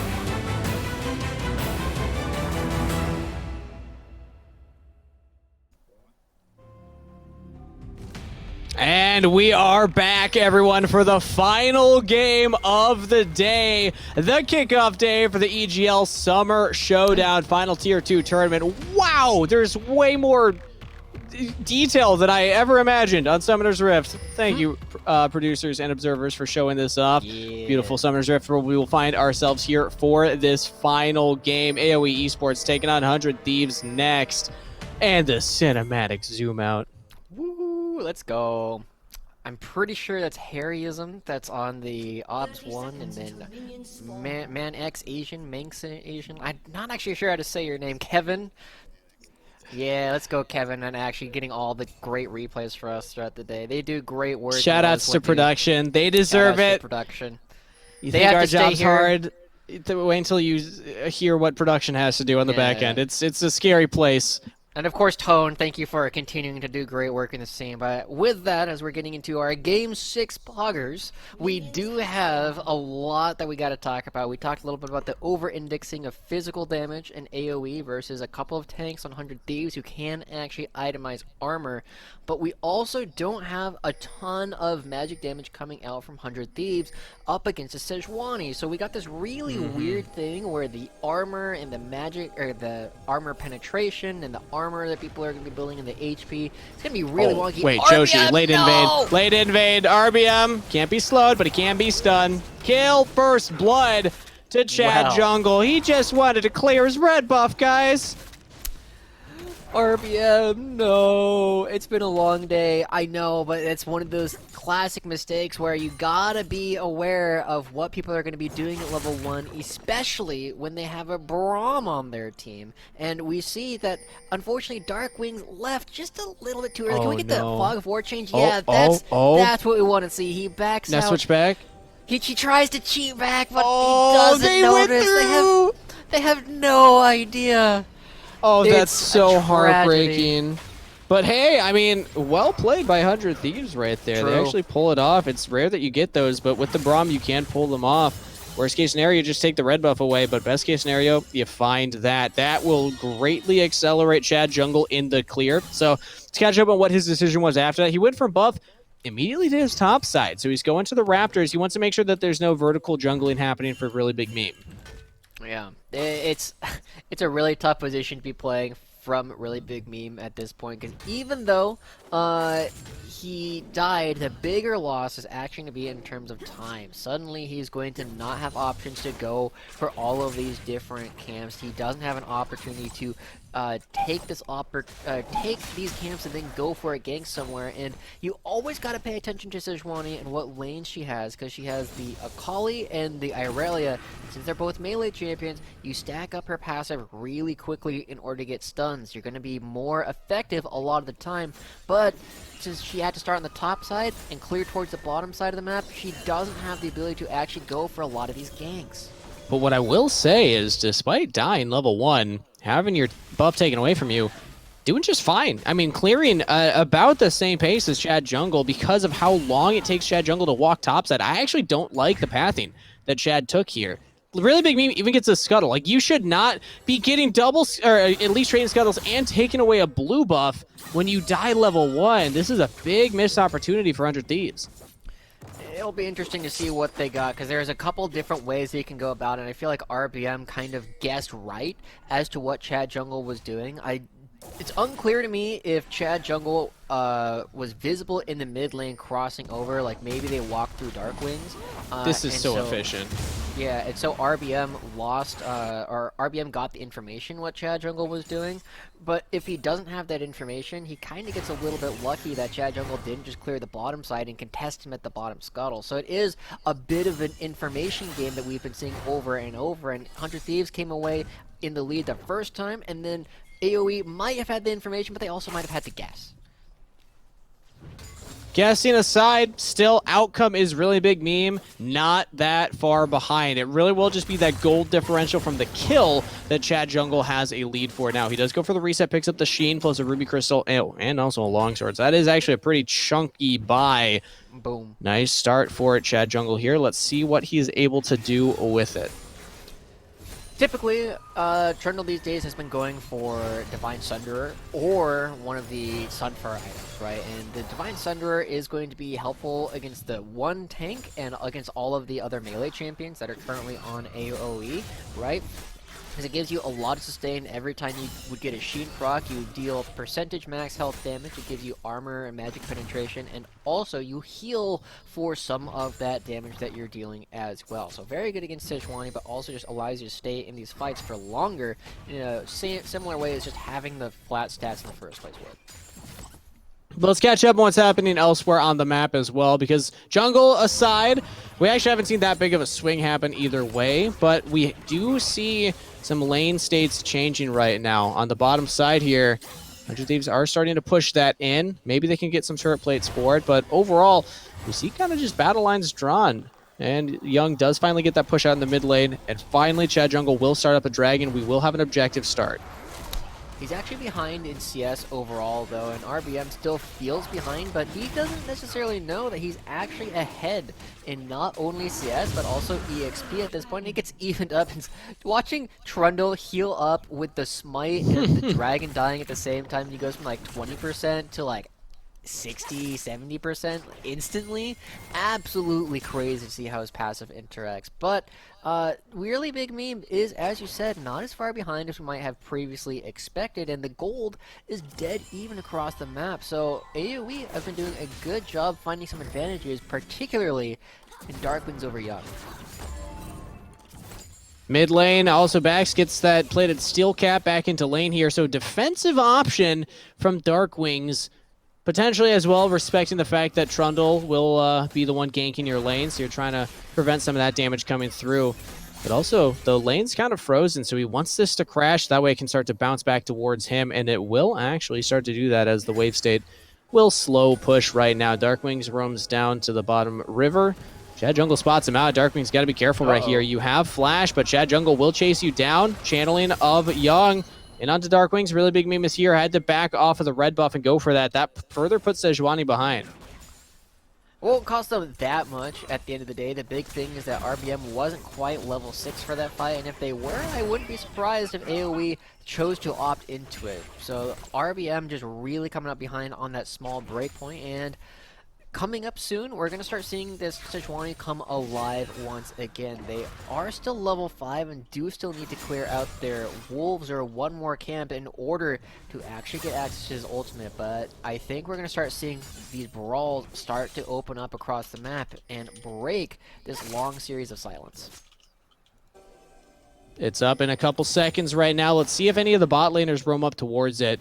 Instinct and Busio still down here. The scary thing against, if you roam against a Tristana, she'll just take your turret, and at that point, it's not even worth the Rift Herald. So it kind of comes down to AOE Esports. Do they want to send Tristana up towards that objective? But even as I say that, Instinct is pathing up around there. Just get some vision down. So really big meme, Chad Jungle. Let's see if they fight here.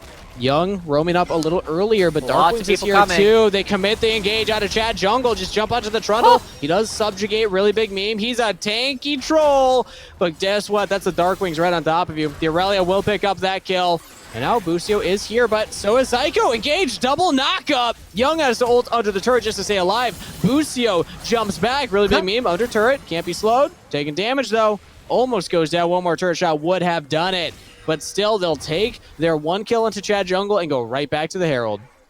This is what we're talking about, right? Just the fact that you have this Trundle against Sejuani made them very exceedingly tanky, but Viego not yet at a spot where they are going to be this big damage threat, whereas Irelia, you stack up that passive, you get to 4 stacks now instead of 5, and you're going to be doing a lot of damage to the team. But RBM, okay. Giving me a little bit of a frighten as to whether or not they're actually going to do that before Chad Jungle comes back, but they do end up picking up the Rift Herald. They are going to be getting this team fight win, and suddenly a situation that looked a little bit rough for AoE is now turning into a situation where they can be very aggressive. Just watch how quickly Darkwings is actually able to stack up this passive and get the Conqueror stack, so she's doing more on-hit damage as well as true damage and healing for it because of the Conqueror stacks. And then Zyko coming in with a double knockup, the support that we weren't quite sure what to think about, given his a past experience in amateur, but it's been a long time since he's been here. And I have been impressed with what Zyko has shown us. His game number 1, very clean on the Braum. And now here on the Rakan as well. Still 0-0-0, but hey, he got there. He participated in that scuffle. And that did eventually net the Rift Herald to AOE Esports. Faisal is actually the one that picks that up, so Akali with that in her back pocket. Let's see what she decides to do with it. That would just be solo gold if she can push in a lane, but that's Ornn. Really hard to push into that lane, especially now that he already has Anathema's chains. True. I mean, we've seen this a couple of times already. We discussed it at the beginning, so we'll see how effectively Faisal is going to be able to push his lane at all. Luckily, he is not a mana champion, whereas Gamsu is. We got to fight. Bot side 3v2, Instinct locked down. Busio in trouble too, and Instinct will not stay alive through this one. He almost trades it back onto 2 members, but Busio, he does have space to run back now. So, Instinct with his positioning keeps his support alive, but still will go down. Interesting spot. I was kind of expecting Sketch Dreams to jump in on top of Busio towards the end, but this is the information differential. You can't go for that play if you don't know where Chad Jungle is. So, Zyko and friends now moving in. RBM just jumps in. Right on to the Grob. Chad Jungle. It's not even a fair fight, but he flashed over the wall. He gets out. Teleports are coming in. That's Gamsu. Young is here too, but now all members of AOE, they've grouped up. Call the Forge God is used. A 4-man knockup. Oh, the Young resets? can get the resets. Zyko still alive. Young Oh, can't they get got at him. He's down. Darkwings gets the kill. It's traded right back. His Instinct has rejoined it on the fight. 100 Thieves, they're not out of this one yet. Trying to jump on Sketch Dreams. Oh, Tristana slowed down. She's dead. Another kill to the Thieves. What a turnaround fight.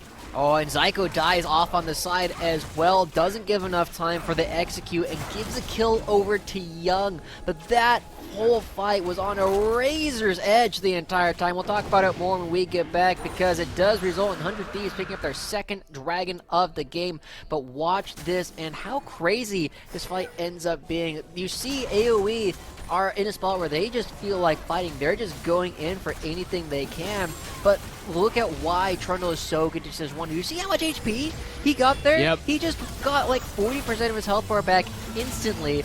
Super tanky, and as all of this fighting comes through, you notice how low everybody goes. Everybody is a potential reset just waiting to happen. Darkwings make sure that Viego doesn't pop off and turn this fight into an easy win, but it's Zyko the minions off on the side. It's the minions on Zyko.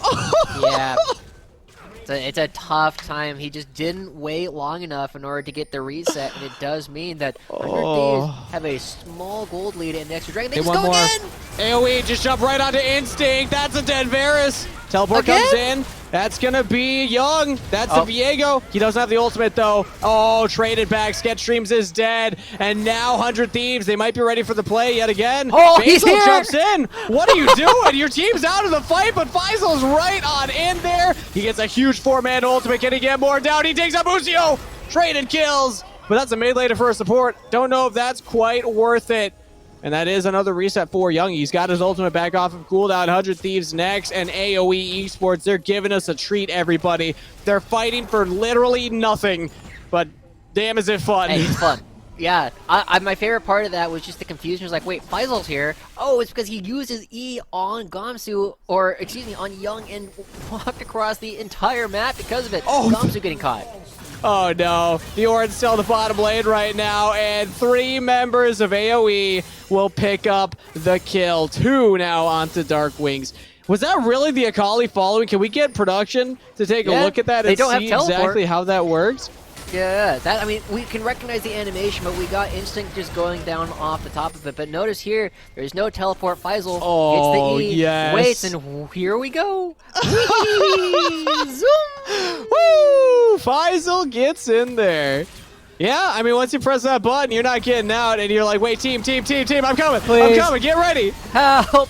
Yeah, I mean, I'm impressed he's able to turn this around at all. Remember, they pulled out a fair amount of damage from Akali this patch, so not going to be able to get those executes as easily, and the difference between having 1 HP and 0 HP is the difference between getting a kill and not getting a kill. So Faisal still well within the range of what they're able to do, and the game has now turned into a small gold lead for AOE and a couple of dragons for 100 Thieves, so there's still a lot of play here, but AOE have been the ones consistently finding the aggressive plays to actually go for it, and if they are able to continue doing that before 100 Thieves can set up, they will have the advantage.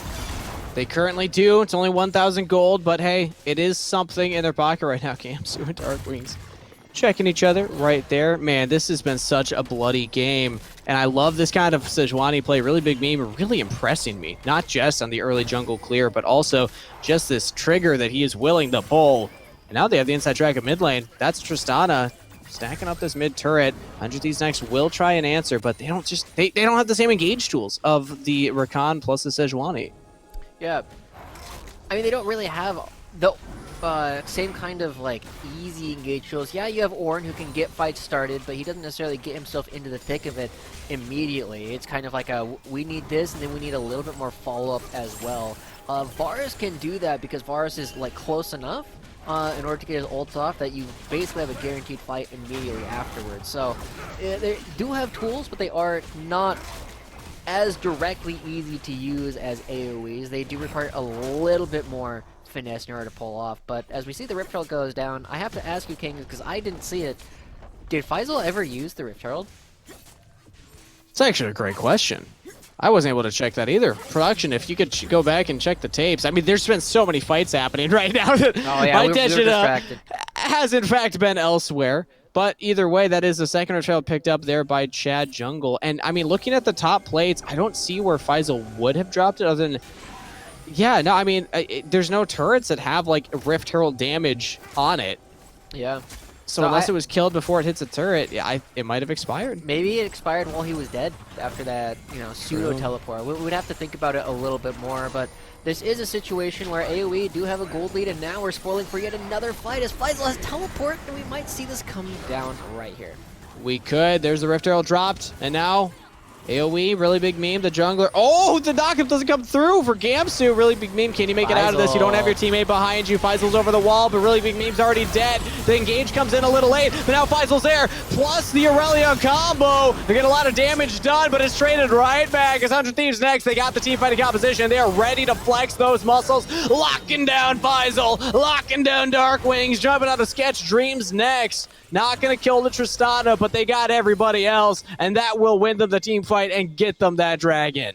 That's the third dragon. That's going to be one away from Infernal Soul, and the one thing this composition could be said to be lacking is maybe a little bit of damage, but they are so tanky already. You saw how difficult it was to actually punch through all of these tanky members. Gamsu, Chad Jungle, and Busio are so hard to kill because of all the physical damage auto attackers that you're really indexing on AoE. Tristana is not at the late game threat just quite yet.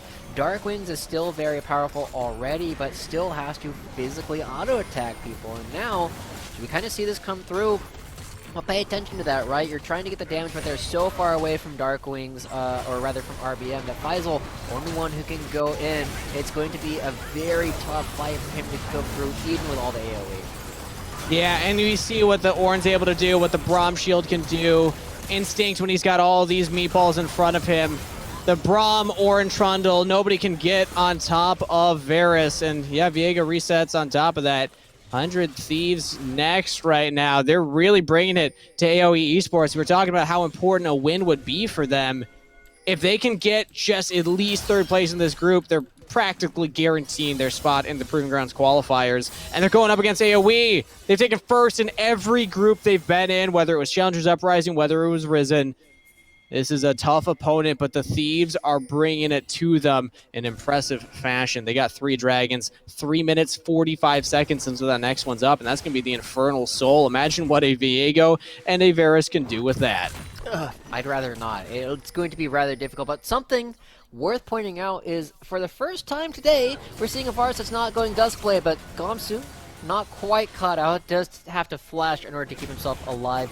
But we're seeing an Immortal Shield bow coming out from Instinct. He knows he just needs to stay alive. They saw Rocket jump on Tristana. Oh! Oh, Gobsu locks down, but it doesn't matter. They still had enough engaged. Zyko getting hit by the Chains of Corruption. Busio followed up with Glacial Fissure. 100 Thieves still find a pick. All right, that's going to be really impactful later on, right, when they have these tools to just blow up all these different members. I'm very excited about the fact that, oh, we'll get back to this, Darkwings. Yep. Gonna have to Josh, run. it's going to be one of those ones, man. I know you want to talk. I know you want to be a big brain color caster, but we got to talk about Darkwings. Dying here in a 3v1. Very exciting stuff, everybody. Young, the benefactor of that kill. Now 3-1 and 5, and look what's up. Baron on the table. And guess who is going for it? Well, it happens to be 100 Thieves. I have to imagine they're going to be in a pretty good spot here. They are up an extra member. Darkwings will still be dead for the entirety of this Baron take. AOE's here, though. Faisal, Zyko, Sketch Streams. Can they go for it? They need really big meme on the front line, but he's looking to potentially go for the steal instead. Darkwings has 8 seconds and then teleports. So if they can just stall the Baron for that long, then now they have a 5v5. But Zyko, oh no, he's caught out. He's stunned. He's shut down. Kill over. Now the teleport coming in here from Darkwings. Really big meme over the wall, but he can't get into the pit. That means 100 Thieves are going to commit to it, but look at Faisal and Darkwings. They're going to go for the kills. Can they take down the 80 carries? Baron is secured, but how many members will survive? 100 Thieves are losing the 4v2 in the pit. Are you kidding me? Faisal takes down Instinct. They do trade back. Darkwings will fall, but wow, Faisal and Darkwings, they did some damage in there. Maybe not enough, as there are still multiple members with the Baron buff, but even Young went down too. So Chad Jungle, Gamsu, and Busio, they're the benefactors of Baron. Wow, I mean, we're starting to see this start to come through where some of these melee champions are almost at a spot where they can do enough damage, but it's likely going to turn around relatively soon. And I'm interested to watch how AOE play this, because it's unclear if they're trying to play for the steal or play for the engage. You pointed out, like, RBM needs to be here in the front line if they want to take the fight. Zyko looks like he wants to fight, but if you're playing for a steal, you actually let the other team DPS it. Right, you have to let them get the Baron low if you want to try and steal it. So they're not playing for the steal, they're not playing for a fight, and then it just evolves into these two separate skirmishes. And when things are chaotic, that's when Akali and Irelia shine. They're able to get a couple of big opportunities here. They almost take down multiple members with this, but just not quite having the damage breakpoints to get through. And really big meme had to have been in single-digit health right there. Almost went down to Young, but end of the day, that is still Baron over to the Thieves. 30 seconds for this next dragon. This is Soul. The AOE cannot just give this one over. They're going to have to go for the team fight for it. And I think that we're starting to see right there. Never mind, I'll get back to that point because already the engage comes through. Really big game starts, and Zyko falls up with a four-man storm onto everybody from the Thieves. Faisal, he's on the back line. Can they get Instinct? He's locked out. He's knocked up. He's going to go down. Sketch Streams. Oh, he gets Instinct. Instinct's dead. Faisal's still alive. Really big meme trying to re-engage on the front line, but he baits 100 Thieves in. Zyko with the knockups. Darkwings is in there now, but he's stunned. He's locked out. He can't heal back up, but he gets out. Sejuani passive not used by Young. Tristana. Now the fight. Zyko, Faisal, he gets on to Gamsu. The Tristana resets. Sketch Streams goes in. He's going to go down. He doesn't. He's still alive. Sketch Streams gets the resets. And it's just Busio left alive, limping back to the mid turret. And AOE Esports will take the team fight. That was one of the most interesting team fights I have seen in forever. There are parts that are good, there are parts that are bad, but it's so complex, and everybody is playing with all these different things that they can do. Watch Sketch Streams throughout this whole fight, right? He starts off, there's this fight, there are two walls separating this into like 3 different sections. It starts off as close enough to Sketch Streams where he can hit people, but then after everybody jumps onto the far side, he's just stuck here hitting a raptor, and finally has an opportunity to jump in, but he wasn't hitting for several seconds, and then jumps away, intimidated by the Trundle as he should be. But he spends another couple of seconds where he doesn't get to do anything, and finally, when he comes back, he's got the wall, people are low, and suddenly the team fight is perfect for Tristana at any point in the game. Jumpman jumps, and he goes in. Whenever Chad turns around, he still has Buster Shot ready. He's held onto it this entire time, and so this is what everybody in chat was excited about when they first saw Sketch Streams on the Tristana, because he's able to play this fight in such an immaculate fashion. Beautiful play from Sketch Streams and all of AOE for bringing that to fruition. We didn't see him pull off that kind of fight in game number 2, but that was beautiful here in game 3, and this is the one that matters. You just got to win this one to win the series. They're up about 800 gold. It doesn't even matter. It's basically dead even. It'll still come down to another dragon fight, maybe a baron fight instead, or maybe they just fight for nothing. I mean, the teams are willing to do it. Glacial Fissure goes out by Busto. He's trying to hard engage onto the Rakan. Not going to be the look. Young can't even fight it either. What are you doing, Thieves? This is the trouble with this comp. They don't have that hard engage unless Ornn is there. Right, that's absolutely crazy. It was so close. If Busio landed the Q, if Young landed the W, it was going to be an opportunity for them to get the fight started because Zyko would be slow enough, or at least they get some resources out of AOE, but they get none of that.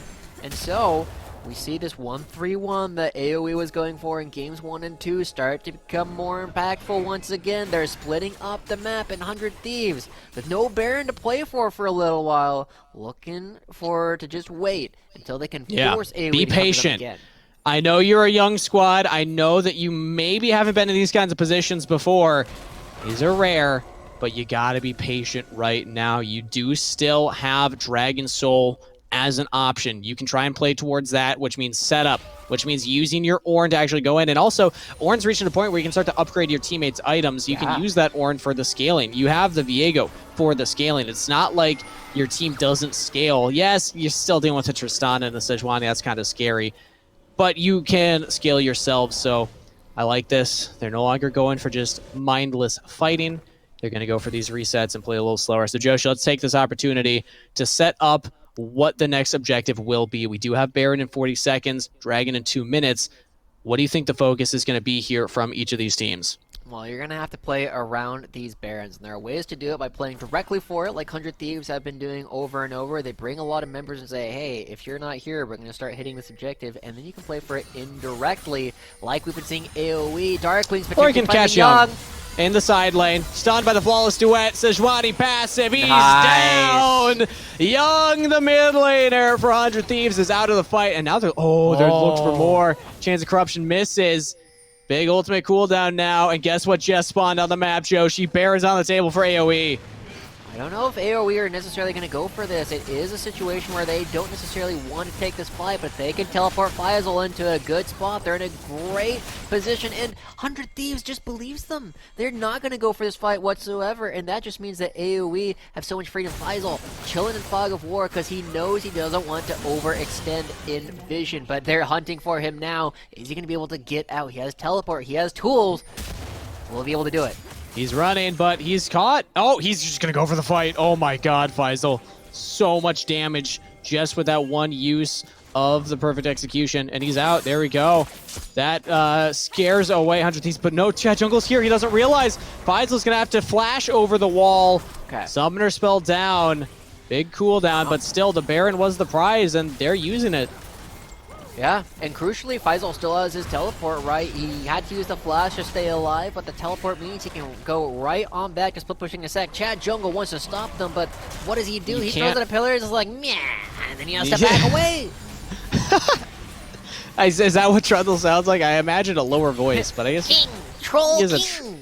He's a troll, so yeah, I suppose. This is what 100 Thieves are showing. Really, their only play that they know is to hard engage. Now they're getting hard engaged on, but it's by a Rakan plus a Sejuani. Much better. Oh, Sketch Streams? Sketch Streams goes in. He's just going to get blown up. Sketch Streams, what was that? The Tristana's out of the fight, and everybody from the Thieves are here. They're going to look to re-engage as a 5v4. Can they do it? Dark Swings gets onto Instinct. He has to flash away. He takes him down. Dark Swings out of the fight. Instinct still outputting DPS and shredding through AoE. A 5-man team fight win, taking out 3. No one traded. 100 Thieves next. They did it. They won the big team fight. That is crazy. We just got done praising Sketch Streams for his immaculate positioning, but this is the kind of game where you need to take these fights long, and Sketch Streams tries to end it early by jumping onto Instinct, and it means that they don't have an AD carry to chew through these big tanks, and now with only RBM and Zyko to defend, that's going to be at least one inhibitor going down. They're going to be getting over the Infernal Soul as Chad Jungle's currently hitting it, and AoE I don't think you fight right now. You don't want to do this. Really big meme's taking too much damage. He has to jump away. Oh, the Thieves. They almost got another kill right there. That could have potentially been game. Even though there is Baron still technically on the side of AOE Esports, but that's Dragon Soul over to 100 Thieves. They got it, Joshi. They didn't get the Baron, but they got the important team fighting one. And now this Varus, this Viego, going to be doing way more damage. Just get another look here, watching what Sketch Streams tries to do here. Goes a little ham.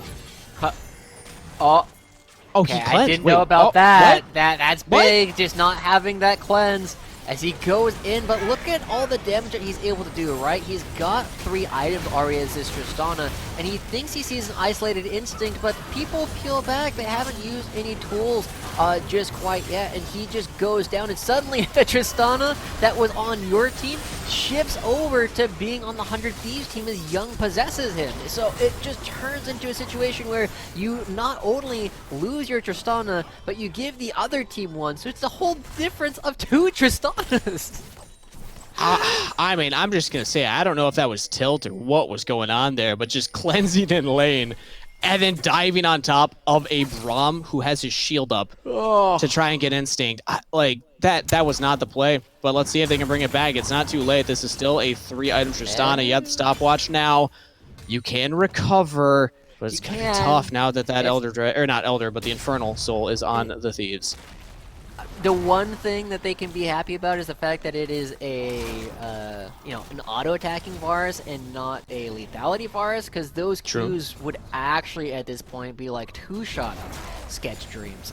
But, they still do a lot of damage, don't get me wrong, but they're, it takes 3 at this point, instead of just the 2 Qs in order to kill Sketch Dreams from 100 to 0. So we'll see how they can play. Remember, the Orin Eyes are starting to come through. I see 3 already upgraded, and that just means 100 Thieves effectively have, an extra 3,000 gold in their inventories that they have spent in effective money. So man, it is so hard to see that Immortal Shield Bow upgrade. I was like, wait, they have 3? No way. Oh, they do. Look at that.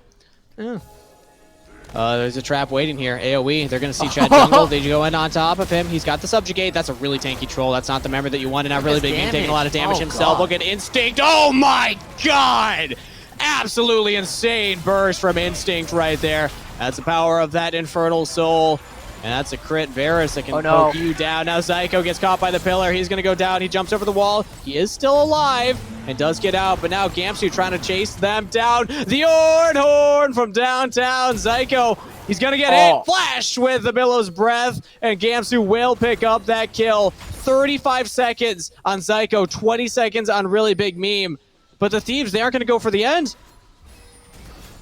I mean, they're 100 Thieves. They gotta play for Baron King. You're gonna be going back away and just going for it once again. They are so far ahead in terms of these team fights at this point, just because you have this Infernal Dragon. You can chew through everybody, and when you're at this point, you can't really afford to make mistakes, right? The Trundle Pillar separates them. RBM and goes the Braum ult. That was just so good. It's brutal, the amount of damage you take. You just aren't tanky enough to stand up to this anymore when they have so much extra damage in their kits than they would have otherwise. And it really comes back to the difference between how you play your fights effectively.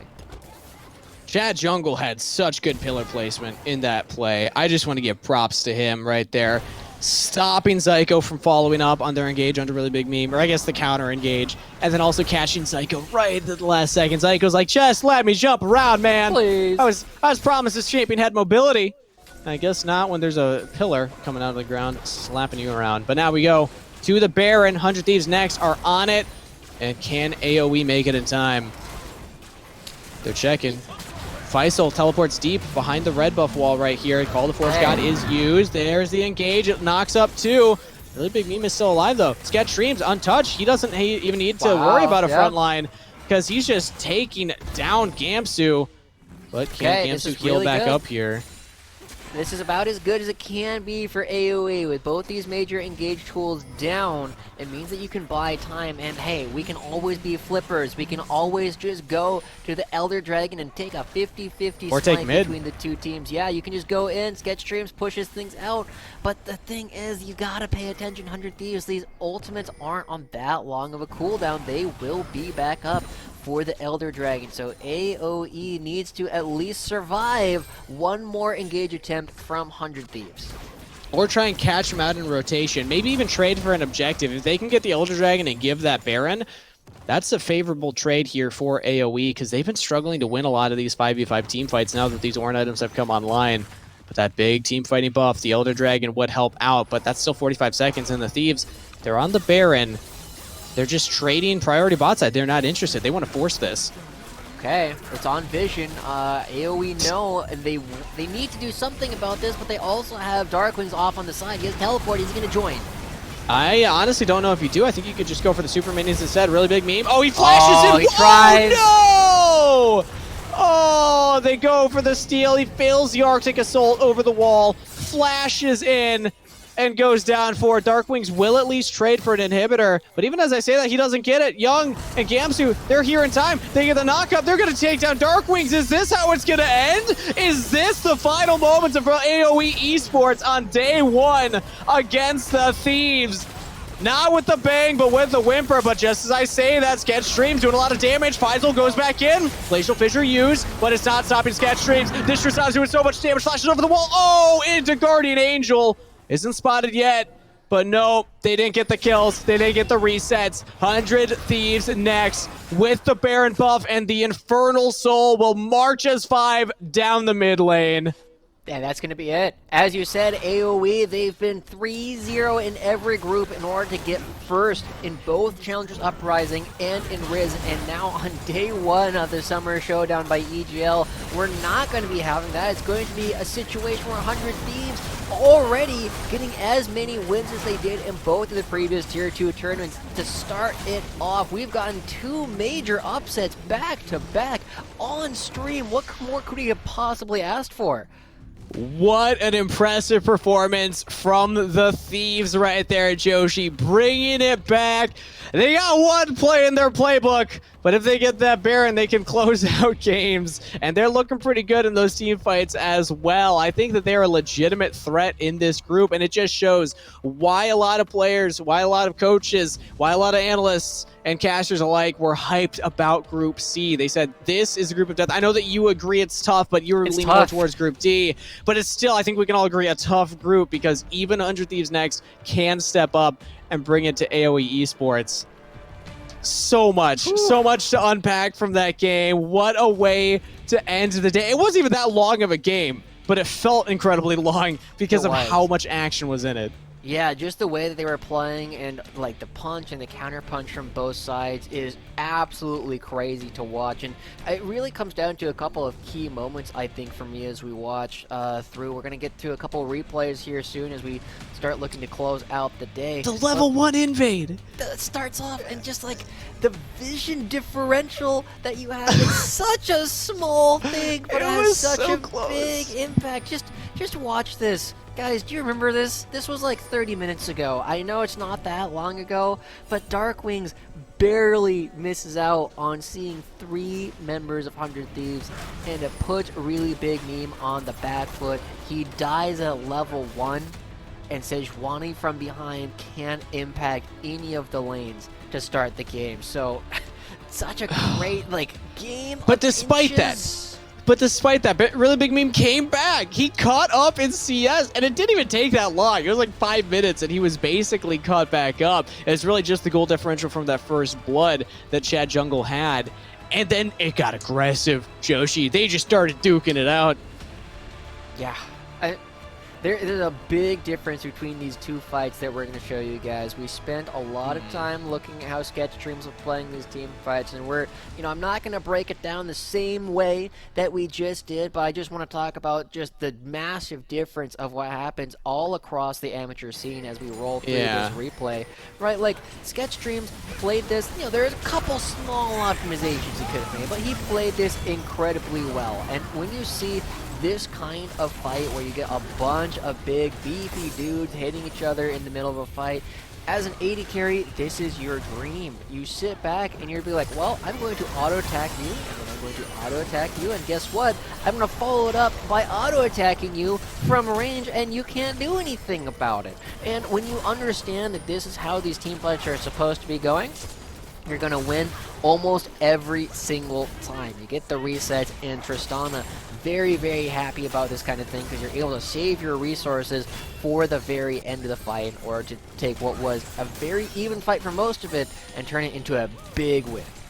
But then we can contrast that to the next replay that we're going to take a look at, where I think he forgot a couple of those lessons that he had learned from the other. Maybe he was just feeling himself. He was like, you know what, I'm invincible right now. Yeah, you're on that roll. But in this next fight here with this next replay, doesn't quite go the same way.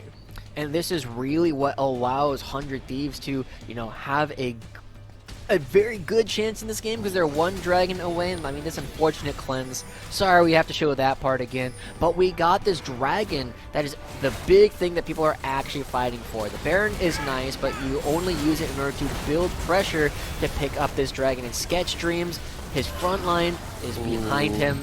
The enemy front line is still in front of him. And because the battle lines for Tristana are broken, Irelia and Akali can't really get in. They can't really do the damage they need to Instinct, and when one side has an 80 carry in these brawls and the other side does not, the side with the 80 carry is almost always going to win. So 100 Thieves convert that one misplay coming out from AOE into not only the Infernal Soul, but they also get an inhibitor off of it, and the punish that they get for this one mistake is absolutely phenomenal.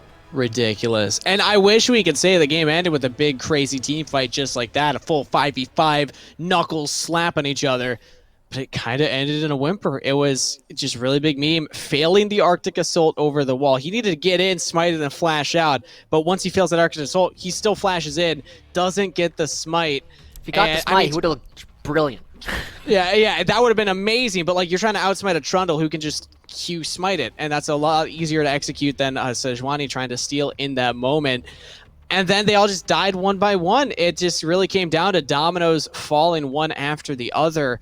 And I mean, that's just credit to 100 Thieves next. They had a very strong objective focus throughout that game, getting those dragons stacking up, constantly being on the Baron, forcing AoE to answer them. It wasn't the cleanest game. I'm not going to lie and tell you that, but it was a scrappy game. And this is what we expect from Amateur. It is definitely a lot of fun. So thank you, Joshi, for going on this adventure with me. What a day, man. What a crazy day. What a crazy day. Let's give an update on where the groups stand currently right now, though, because we weren't able to watch every single game on this stream, obviously, but we do have our first answers across the groups. And wouldn't you know, really the only big upsets that we see are either in Group B or the games that we've casted. Yeah, it's absolutely crazy that we got so lucky that both of them happened on stream, realistically. I mean, we had the TSM versus Cloud9, and then we had the one that we just watched with AoE versus 100 Thieves, and then the only other big upset is OQ taking it to resolve 2-0. But there is one other thing we do have to address real quick in Group C. This was going to be a very... Not Group C. Which group is it? Group A. Group A, yes.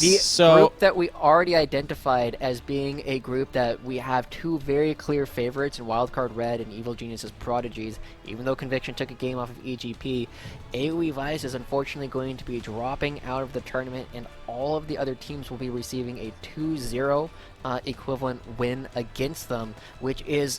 Now that Conviction has already lost their series to Evil Genius's Prodigy, means that they have to beat Wildcard to have any hope of getting out of this group. And good luck with that. Wildcard are looking scary right now. And we didn't even get to see Wildcard play because they were up against Vice, who did that, unfortunately had the forfeit. So hearts go out to the players that wanted to compete and weren't able to. If you want more information, you go check out Twitter and look up AOE Riley, the owner of AOE, who fielded this roster with the help of, obviously, the AOE staff and all the players that wanted to compete. And he has a full statement, a full twit longer explaining the situation and what all happened. So we won't get too much into the details here, but go check that statement out if you want to learn more about it. But hearts go out to the players that wanted to compete and are no longer able to, and also to anybody going up against Wildcard in that group now. Yeah, good luck. Good luck. That's going to be tough. But Joshi, what a day. Give me your quick thoughts on the day. I mean, obviously not everything went according to plan, but how are you feeling about the performance of the team so far? Are you looking hot? Are you looking done? You're like, well, what's Coach Joshi feeling right now? I'm impressed by the teams that we weren't expecting to do as well today. TSM Amateur, who you had as your dark horse, going up against Cloud9 Amateur, who just came off of a big win. And of course, 100 Thieves, who I said were looking a little bit unsure of how they were supposed to be playing as a squad. They came in today with a very clear idea of what they wanted to do. Put Gamsu in a tank, not any of these carries like these 80 breaches like we've been seeing. Play around Baron and force the other team to fight you. And it's a very simple way to play the game, but it's also very effective. They just took down one of the teams that has made it to playoffs for 2 tournaments in a row. So I'm actually excited that these teams that I was not expecting a whole lot from are proving me wrong. It means there's more competition. It's good news. It is good news for the scene when these teams coming in here that are lower seeds are able to take down the higher seed teams, because again, it means that the competition's closer than we could have imagined. But that's all the show for today, everybody. Thank you, everybody in Twitch chat, for sticking with us through that. I know we had a couple delays. Thank you for the teams for sticking with us as well through those delays and delaying their pick and ban a little bit. Next time, we will be back tomorrow with more games. We got Group A up first with Conviction taking on Wildcard Red. That one's going to be interesting. We'll see what happens, as this will technically be Wildcard Red's first game played here in the tournament. And then we got over in Group D, Supernova taking on Zeus Gaming. But that's tomorrow's show. That's it for us tonight. Everybody have a great night. Make sure you stay hydrated, and we'll see you same place, same time tomorrow. You won't want to miss it. Peace out.